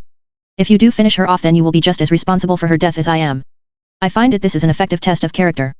Cedar had been slouching but after hearing Warwick's words he straightened up and met the man's eyes. No, I refuse. You're going to have to kill me. I've done enough evil for one lifetime and this is a line I refuse to cross, the old scout announced with determination. Warwick frowned and turned to Red Dog. Well, what about you then, he asked the other captive. I'll do it, the other man answered with a voice full of reluctance and guilt. Slowly, the bandit lieutenant got up and reached out for the fallen sword. He picked it up and then froze. For several seconds he stared down at Harad and bit his lip. Warwick waited patiently. Even though he was unarmed and within Red Dog's striking distance he didn't seem concerned. There was an aura of self-confidence around the bandit lord that weighed on his surroundings. It was hard to imagine things not going his way. I'll be doing her a favor at this point, Red Dog muttered to himself. You'll be saving your own skin by betraying her, Cedar rebuked him. He promised to spare some of my men as well. They're more important than one woman who is already dead, even if she used to be the boss, Red Dog shot back. It's not like she would risk herself for us anyway. She's always been a selfish bitch. The bandit lieutenant took a step towards Harad and raised the sword up above his head. His old boss didn't respond. She appeared to have lost consciousness. Stop. Cedar suddenly ordered Red Dog. As his captors watched, the old scout rose to his feet. Red Dog froze as Cedar reached out and took the sword from his hands. What are you doing? Warwick asked. Let me do it. I'll be the one to take her life, Cedar answered him. I just need to tell her something first. One of Warwick's eyebrows rose as a surprised look appeared on his face, but he didn't say anything. Goodbye, Harad. You've always been an arrogant snake without a shred of decency and look at where it has led you, Cedar told his fallen chief. You should have taken your ill-gotten riches and retired. The old scout then stuck the blade he had taken from Red Dog into the earth and knelt at her side. He placed a hand on her shoulder and shook her slightly. She turned to look in his direction. Her face was clouded by pain and hate but she was conscious. Cedar leaned in close and whispered something to her. It was too quiet for anyone to overhear, but as he spoke a weight seemed to disappear from his shoulders. Fuck you, old man, Harad coughed in reply as she glared at him. A few seconds later she coughed again and rolled onto her back. Her eyes were clenched shut and her face was tight with suffering. Stony-faced, The old scout drew a dagger from his side. A moment later, he stabbed Harad up under her ribs and then pulled the blade back out. As everyone watched, the defeated bandit chieftain let out a deep breath and went still. All the fatigue and anxiety disappeared from her bearing as she died. Cedar placed a hand on her face and muttered a quick prayer. There, she's dead, the old scout said as he turned back towards his captors and pulled the sword he had sheathed in the ground out. There was a frown on Warwick's face as he examined the old scout and Harad's corpse. He then turned towards Red Dog. You still need to do your part. The bitch is already dead or dying, so you'd better get your blow in quickly, he told the other man. Right, Red Dog acknowledged nervously. The bandit lieutenant reached out and gestured for Cedar to hand him the sword. The old scout nodded, stepped forward, and ran Red Dog through with the blade. What? He croaked in disbelief as he looked Cedar in the eyes. I never really liked you, coward, Cedar explained as he quickly pulled the blade out and spun towards Warwick. The ranger brought his sword around and viciously stabbed at the bandit chief's chest. Warwick was caught off guard and a look of shock appeared on his face. He was able to jerk his body to the side and dodge the blow, though. Instantly, his guards drew their own weapons and readied themselves to take Cedar down. They had the old scout completely surrounded. However, before they could act, Warwick raised a hand and stopped them. No, I'll do this myself, he told his guards. Cedar slashed at him again, but Warwick easily stepped back out of the way. There was a disappointed look on Warwick's face as he glared at the old scout. The vessel dashed to the side and one of his men passed him a sword. He started to say something, but another attack by Cedar forced him to stop and concentrate on blocking the blow. Before Cedar could strike again, Warwick took the offensive. There was a slick metallic noise as Warwick pushed Cedar back and their swords slid against each other. The vessel's inhuman strength knocked the scout back and he stumbled. Immediately, Warwick followed up with a slash that slammed into Cedar's side. Damnation, Cedar cursed as he fell. Blood poured from a great gash in his side as he collapsed onto his back. However, a smug grimace appeared on his lips as he lay there. It was clearly a fatal wound, but the old scout didn't seem afraid or angry. What was the point of that? Why were you loyal to her? Warwick asked. She didn't deserve it and I had hoped for more from you. If Cedar was capable of mustering a reply, he didn't have time. There was a distant bang and a thick column of black smoke rose into the air. Everyone turned to look at this new distraction. That came from my lab. Mahedium shouted in alarm. I left specific orders that no one was to enter that building, Warwick replied with obvious frustration at being interrupted. I need to go see what has happened. The materials and papers there are irreplaceable, the mage whined. Then go see what happened, Warwick told him coldly. You're not needed here. The bandit chieftain then ordered several of his men to accompany the mage. With his escort in tow, Mahedium hurried over towards the explosion and whatever remained of his lab. A rustling sound from nearby woke Black Nail from his stunned stupor and reminded him that he had his own problems. Was one of his enemies finally coming to finish him off? Shock and confusion had overwhelmed the hobgoblin. His head was numb and hazy, and thinking about the events he had just seen unfold caused pain to stab through his mind. Nonetheless, his self-preservation instinct was strong. He wasn't about to lie down and die. He could figure things out later. Right now, he just had to live. There was no way his master was really dead. He could still be saved somehow. Black Nail quietly began to struggle to rise to his feet. As he moved, he glanced towards the direction of the noise and saw a familiar face. Kida was leaning around the corner of nearest building. Her eyes narrowed as she spotted Black Nail and she raised a finger to her lips to signal silence. Black Nail stared at her blankly as she skulked over to his side. What did she want? He didn't have time for her. I'm here to help, the young redhead explained as she pulled out a knife and began cutting him free from the tarp he was tangled up in. When that was done, Kida grabbed his shoulder and pulled him up. With Black Nail leaning on her shoulder, she started walking back over to the building. She was leading him away from his master, but Black Nail couldn't muster up the will to resist. His everything still ached. No one noticed their escape, none of Warwick's minions glanced in their direction. Half of them had gone with Mahedium so that only half a dozen remained, and they were all looking at the pillar of smoke that was winding its way up into the sky in the opposite direction. Kida hurriedly led Black Nail around the corner of the building she had come from. When they got there, Black Nail was surprised to see several members of his tribe hiding out of sight among a scattering of barrels and other equipment. Vorsha stood out in front of the others. Behind her was Geralt and around a half-dozen other bandits. Oddly enough, Scamp was cowering behind Geralt's legs, but there was no sign of Varus. Here he is. I told you I could do it. Kida exclaimed happily as Vorsha reached out to take Black Nail from her. And I told you not to try. You could have been killed, the large woman hissed in reply. But she succeeded, and we need to worry about our next move now, Geralt interjected. You can drum her down later. The explosion won't keep them distracted forever and the wolf's men are everywhere. There's no chance of getting Cedar. Vorsha asked Kida with obvious concern. No, Warwick's right on top of him and he's been badly wounded, Kida explained. Then we need to leave. We've already overstayed our welcome. I was hoping to grab Cedar or another scout, but we will have to make do. Finally, I don't know why I followed you idiots. We should have run off into the woods at the first chance we got, a man behind Geralt had exclaimed nervously. Several other bandits nodded in agreement. They all looked terrified and more than a few of them kept scanning their surroundings. Black Nail was instantly reminded of rabbits that sensed a predator nearby. Have any of you morons ever traversed the deep green? Vorsha rebuked them. Without supplies and proper scouts we won't last a day, and Warwick will have people watching the roads for us. To escape him we will have to hike through the forest for who knows how long. Fine, we've got the hobgoblin and the gear, so let's go. Black Nail is supposed to a holy terror out in the forest, the man replied. I have to agree with that. I know we are still short on scouts, but I don't think we are going to find any still around, Geralt added. Ugh, it's amazing how fast those bloody bastards disappeared, Vorshaw admitted darkly. That's rangers for you. Half of them probably had their gear ready to go, just in case, and I don't blame them, someone else muttered. While still supporting Black Nail, Vorshaw started leading the squad of bandits off towards the forest. However, the hobgoblin tried to pull away from her. My master, he hissed angrily. I need to go back. He was too weak to break free and Vorshaw kept moving. She only threw him a pitying look. There was deep sadness reflected in her eyes. You can't save him, little one. You would only be throwing your life away, she told him. A good soldier knows when the cause is lost and when to fight another day. No. I will sneak up on the man named Warwick and stab him in the back. I can kill them all. Black Nail argued defiantly. You can barely walk, the woman replied frankly. The group of fleeing bandits were slipping through the more built area of Herod's camp. They used the buildings and tents for cover as they slipped towards the back of the base and the forest that lay beyond it. Chaos reigned all around them. Most of Warwick's forces seemed to have chased other parts of Herod's forces back onto the road. Another large group had been roped into helping fight the fire at Mahedium's cabin. The roof of the building was covered in flames and black smoke continued to pour out of it. There were still a few small groups of Warwick's men around, but they seemed busy looting. None of them wanted to get a close look at Vorshaw's party, lest they turn out to be unfriendly. I will save my master. Let me go, the hobgoblin protested. I'm not going to let you go. The people here need you, and I won't let you throw their lives away along with your own, Vorshaw told him. Shouting interrupted any reply Black Nail could have made. It rang out from near Warwick's location. The hobgoblin, it's missing, someone yelled in surprise. Search the area. He can't have gone far. Warwick shouted in reply. The bandit chieftain's voice was immediately followed by pained laughter. Black Nail had never heard such a sound before, but he knew without a doubt who was making it. It was Cedar. The noise died a few seconds later and there was silence. Dread overpowered Black Nail and his gut twisted up. His heart skipped a beat as he tore himself away from Vorshaw. He only made it 3 steps before collapsing. No, this couldn't be happening. He could make it in time. There was no way his master was dead. All he had to do was pick himself up and run to his rescue. For the first time ever, tears welled up in Black Nail's eyes. His claws sank into the ground and as he clenched them they tore up the earth. He whimpered in pain. Why did it hurt so much? He didn't understand. Get up. Vorshaw hissed as she grabbed Black Nail and wrapped an arm around his shoulder. Come on Black Nail. Keep moving, Kida begged him.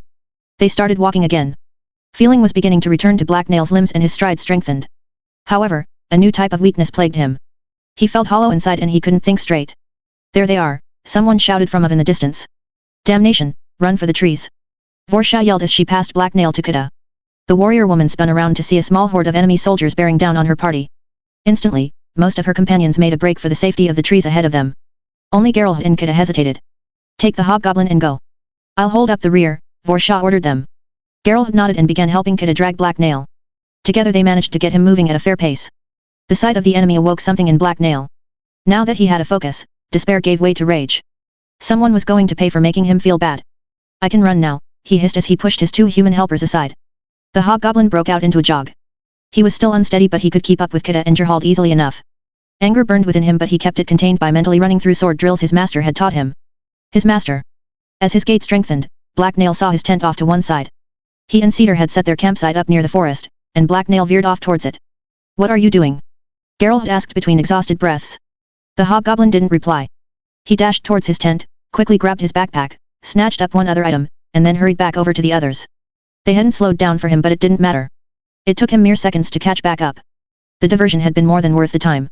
Cedar had always made sure that Black Nail kept a bag ready in case they needed to go out on a mission. Its contents would be very useful. The thick bushes that grew at the edge of the forest where the wall ended was only a short dash away now. Black Nail headed straight towards them. There were too many enemies to fight. All he could do was run and try to figure out his next move. He wasn't going to throw his life away in a fight he couldn't win, not when there were so many people that he needed to kill. There was a whistling sound and a loud meaty thud. Black Nail's ears perked up and he ducked low as he recognized the sound of arrows in flight. Gods damn it! Vorshaw suddenly roared. Someone had shot an arrow at her and it had grazed her leg. The warrior woman tensed up and stopped running. A deep graze bled profusely a few inches below her knee. I'll help you. Come on, Geralt had quickly offered as he came to a stop as well. No, keep running. I'll hold them off. I'll never make it with a wound like this slowing me down, his lover replied sadly. But, he started to reply until Vorshaw cut him off. Go, she growled angrily as she drew her sword and turned to face the enemies bearing down on her. We both knew this was just a short-term thing, lover. It was never going to work out. Goodbye, and thank you for everything, Love, Geralt replied sorrowfully. After a moment of hesitation, he started running again. Anguish was plain on his face but he had no choice but to flee. The sounds of fighting rang out in the air as Black Nail slipped into the bushes at the edge of the forest. Kida had already gone ahead and Geralt was right behind him. The hobgoblin took a moment to peer out through the greenery at everything he was leaving behind. Smoke rose above Herod's camp. Somewhere out of sight lay Cedar and Herod's bodies. Nearby, Vorsha held off the first few enemies with a swing of her long sword. She wouldn't last long.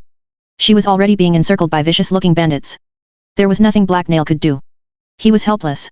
The hobgoblin choked and his eyes watered as he clung to the item he had taken from his tent. It was the first gift his master had ever given him, his ragged blanket. Then, without a word, Black Nail turned and slipped away into the green. He would be back one day. Interlude, a perfect victory. We've got the area under control now, sir, a tough-looking bandit in leather armor carefully explained. He had short messy brown hair and was standing among the cluster of cabins in the center of Herod's encampment. There was only one other person nearby, but there was a lot of human activity off in the distance. The occasional cheer or exhilarated laugh rang out as groups of bandits wandered about and celebrated their recent victory. We've pushed all hostiles out of the perimeter and set up watches, the man continued. A few of the Black Snake's minions managed to flee down the road but there's nowhere for them to really go. The reserve force you left a few miles back is sealing their only escape route. The bandit then saluted and waited for the armored man in front of him to respond. It took a few moments for a response to be forthcoming. And those that have surrendered? Warwick eventually asked after thinking something over. The bandit chieftain was still dressed as if for battle, although he hadn't put his helmet back on. There was an unhappy expression on his face. His long brown hair was messy and he took a second to push a lock of it away from his eyes. They have been rounded up and await your decision, sir. As per your orders, his subordinate quickly answered. I'm in a foul mood. Let them stew for a while, Warwick replied. Things didn't work out like I'd hoped they would. Sir? It was a perfect victory. We destroyed Herod's forces and killed her, all while taking acceptable losses, the man remarked uncomprehendingly. Yes, that's the gods-given truth. However, things could have gone better after the battle, Warwick mused to himself. I had my eye on recruiting a few more useful pieces. Yes, sir. Sorry, sir, the bandit replied carefully. Not your fault, Warwick told him. The bandit chieftain took a second to look around. There was no longer any smoke rising into the sky or any sounds of fighting.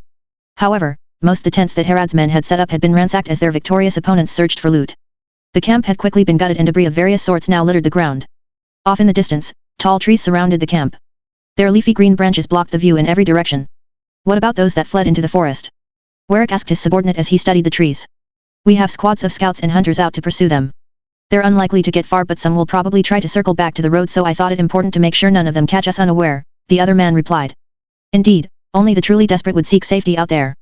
The wilderness is far more merciless than me, and even if they make it back to civilization all the north is now under my control, Warwick chuckled. As he was talking, a cloaked figure stepped out of the shadows and approached him. There was nothing remarkable about the newcomer, except that their features were hidden under a fur hood, but Warwick recognized them and gave them his complete attention. You are dismissed, he told the subordinate he had been talking to. The man saluted again and hurried away. When he was out of earshot the hooded figure spoke up. Lord, I watched the mage as you requested, they announced in a surprisingly feminine voice. So far he has done nothing to arouse my suspicion, although the loss of all his papers in that fire was inconvenient. I had hoped to go through his correspondence. I think that fire hurt him far more than it did us, Zelena, Warwick replied. It also changes nothing really. We will simply have to be cautious in case he has struck additional bargains with the broken wheel behind our backs. I will remain vigilant, my lord, Zelena replied as she pushed her hood back to reveal her long blonde hair and elegant looks. Her blue eyes gazed down submissively but they still shone with intelligence. Her every movement was calculated and controlled. I know you will. It was very reassuring to have you there during the battle. I wouldn't have wanted to actually put myself under that traitor's power, Warwick told her. He could not have harmed you. I had defenses ready to neutralize anything he could have cast, Zelena explained as she held up her hands. The sleeves of her thick coat slipped down to reveal a pair of delicate-looking golden gauntlets. They were exquisitely crafted and fit her petite hands snugly. Symbols ordained the metallic surfaces and large crystals had been set into the palms. Oh, I don't doubt your abilities as a mage bodyguard. Mahedium would never have known what hit him if he had tried to back out on our bargain, Warwick told her confidently. We should kill that man now that we no longer need him, Zelena replied as she scowled in distaste. It is dangerous to associate with a dark mage such as him. Nothing good will come of drawing the attention of the guilds. They are ruthless in protecting their secrets. You don't think his research will be useful? Warwick asked her. I would have thought you'd welcome a new source of mana stone. I can buy new ones on the black market or from my connections, and his dealings with the broken wheel concern me, she replied. Perhaps, but I also have plans for our renegade alchemist and the magic he can provide us. The mage guilds are a long ways from here and care little about the north, Warwick countered. If he betrays us you can kill him, though. There was a disapproving scowl on Zelena's face but she nodded in acceptance. Warwick was amused by her reaction and smiled. I will make sure he has no chance to work against you, Lord, she observed with complete confidence. His understanding of magic is deep, but he is a floundering novice when it comes to conspiracy and subtle maneuverings. That's what you said about Herad when you went to Dagger Point, and we both know how that turned out, he replied. She had resources and allies I did not suspect, the blonde explained defensively. How was I to know that? It was not a rebuke, Zelena, Warwick interrupted her. I was simply reminding you not to be overconfident. You have already been punished for your failings in Dagger Point, such as they were. Yes, Lord. You are right, was her immediate reply. Before they could resume their conversation there was an interruption. There you are, Warwick, Mahedium yelled as he walked over towards the bandit chieftain. I hope I'm not interrupting anything important. No, I was just about to go look for you, myself, Warwick replied cheerily. There was no hint of suspicion or dislike in his voice, and Zelena's face went carefully blank. How should I address you? Mahedium asked uncertainly as he squinted at the bandit chieftain. Sir or Warwick is fine. How goes the recovery efforts at your lab? Warwick asked him. The mage sighed deeply before replying. He looked deeply frustrated. As well as can be expected, he admitted. I've managed to save most of my equipment, but a lot of my notes have been completely destroyed. It will take quite a bit of experimentation to get some of the measurements and details I lost right again. You'll have that time and also more resources than Herad ever gave you, Warwick reassured him. Yes, I'm very grateful for your patronage, the mage commented sincerely. There was a frown on his face though, and Warwick noticed it. Is something else bothering you? He asked the other man. Nothing much. It's just that a pet of mine disappeared during the fire. I'm somewhat glad it didn't die, but I find myself concerned about where it ended up, Mahedium answered.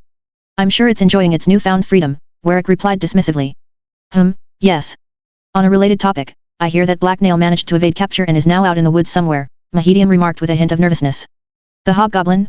Yes, it managed to escape. After everything you hit it with I thought it would have been long dead, but it got up and slipped away, Warwick replied. A pity, he was an interesting example of inhuman elixir binding, the mage commented. I would have liked to examine him a few more times. So the bloody beast was really a vessel? Warwick remarked in surprise. I had assumed those rumors were tall tales. I told you that they were not, Zelena interjected irately. No natural creature could have done the things it did in Dagger Point. I was thwarted at every turn by that monstrosity. The blonde woman's face was red with anger and her fists were clenched tightly together. A shiver of rage went through her as she rounded on Mahedium, although her hands remained carefully concealed in her sleeves. Were you the one that created that foul thing? She accused the mage. No. I had nothing to do with that. He was already a vessel long before I ever met him. In fact, his origins are a bit of a mystery. I deal mostly with mana stones, not elixirs, Mahedium replied carefully. I think I would have liked to get a closer look at this Black Nail, Warwick interjected. I've never seen a hobgoblin, and if he really was a vessel then some of the other stories about him might have been true as well. As he spoke he took a step forward between the two mages. He clearly wanted to prevent any conflict between them. I validated most of those reports myself, Zelena told her boss.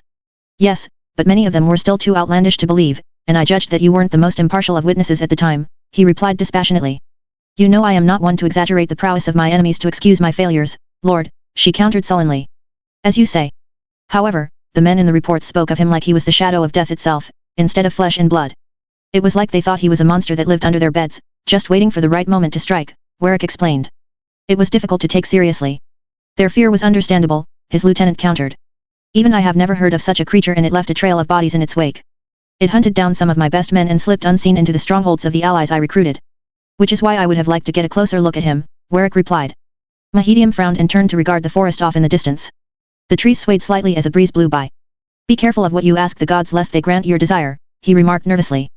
I hardly think one hobgoblin is much of a threat. He will soon run out of elixir, as well, Warwick replied. Black Nail was dangerous long before he was provided with elixir. I personally saw him kill a powerful human vessel without it.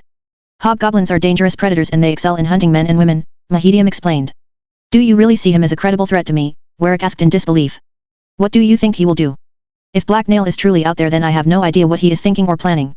He may just wander off, never to be seen again, the mage admitted. That would be smart thing for him to do, Warwick laughed confidently. One man can't hope to stand against the forces I have built. He is not a man, and he doesn't think anything like one, Mahedium countered. If he does resurface he won't come as an enemy or a competitor. We are prey to him, nothing more. The Aurochs have both incredible strength and numbers, but that doesn't save them from the lion's jaws.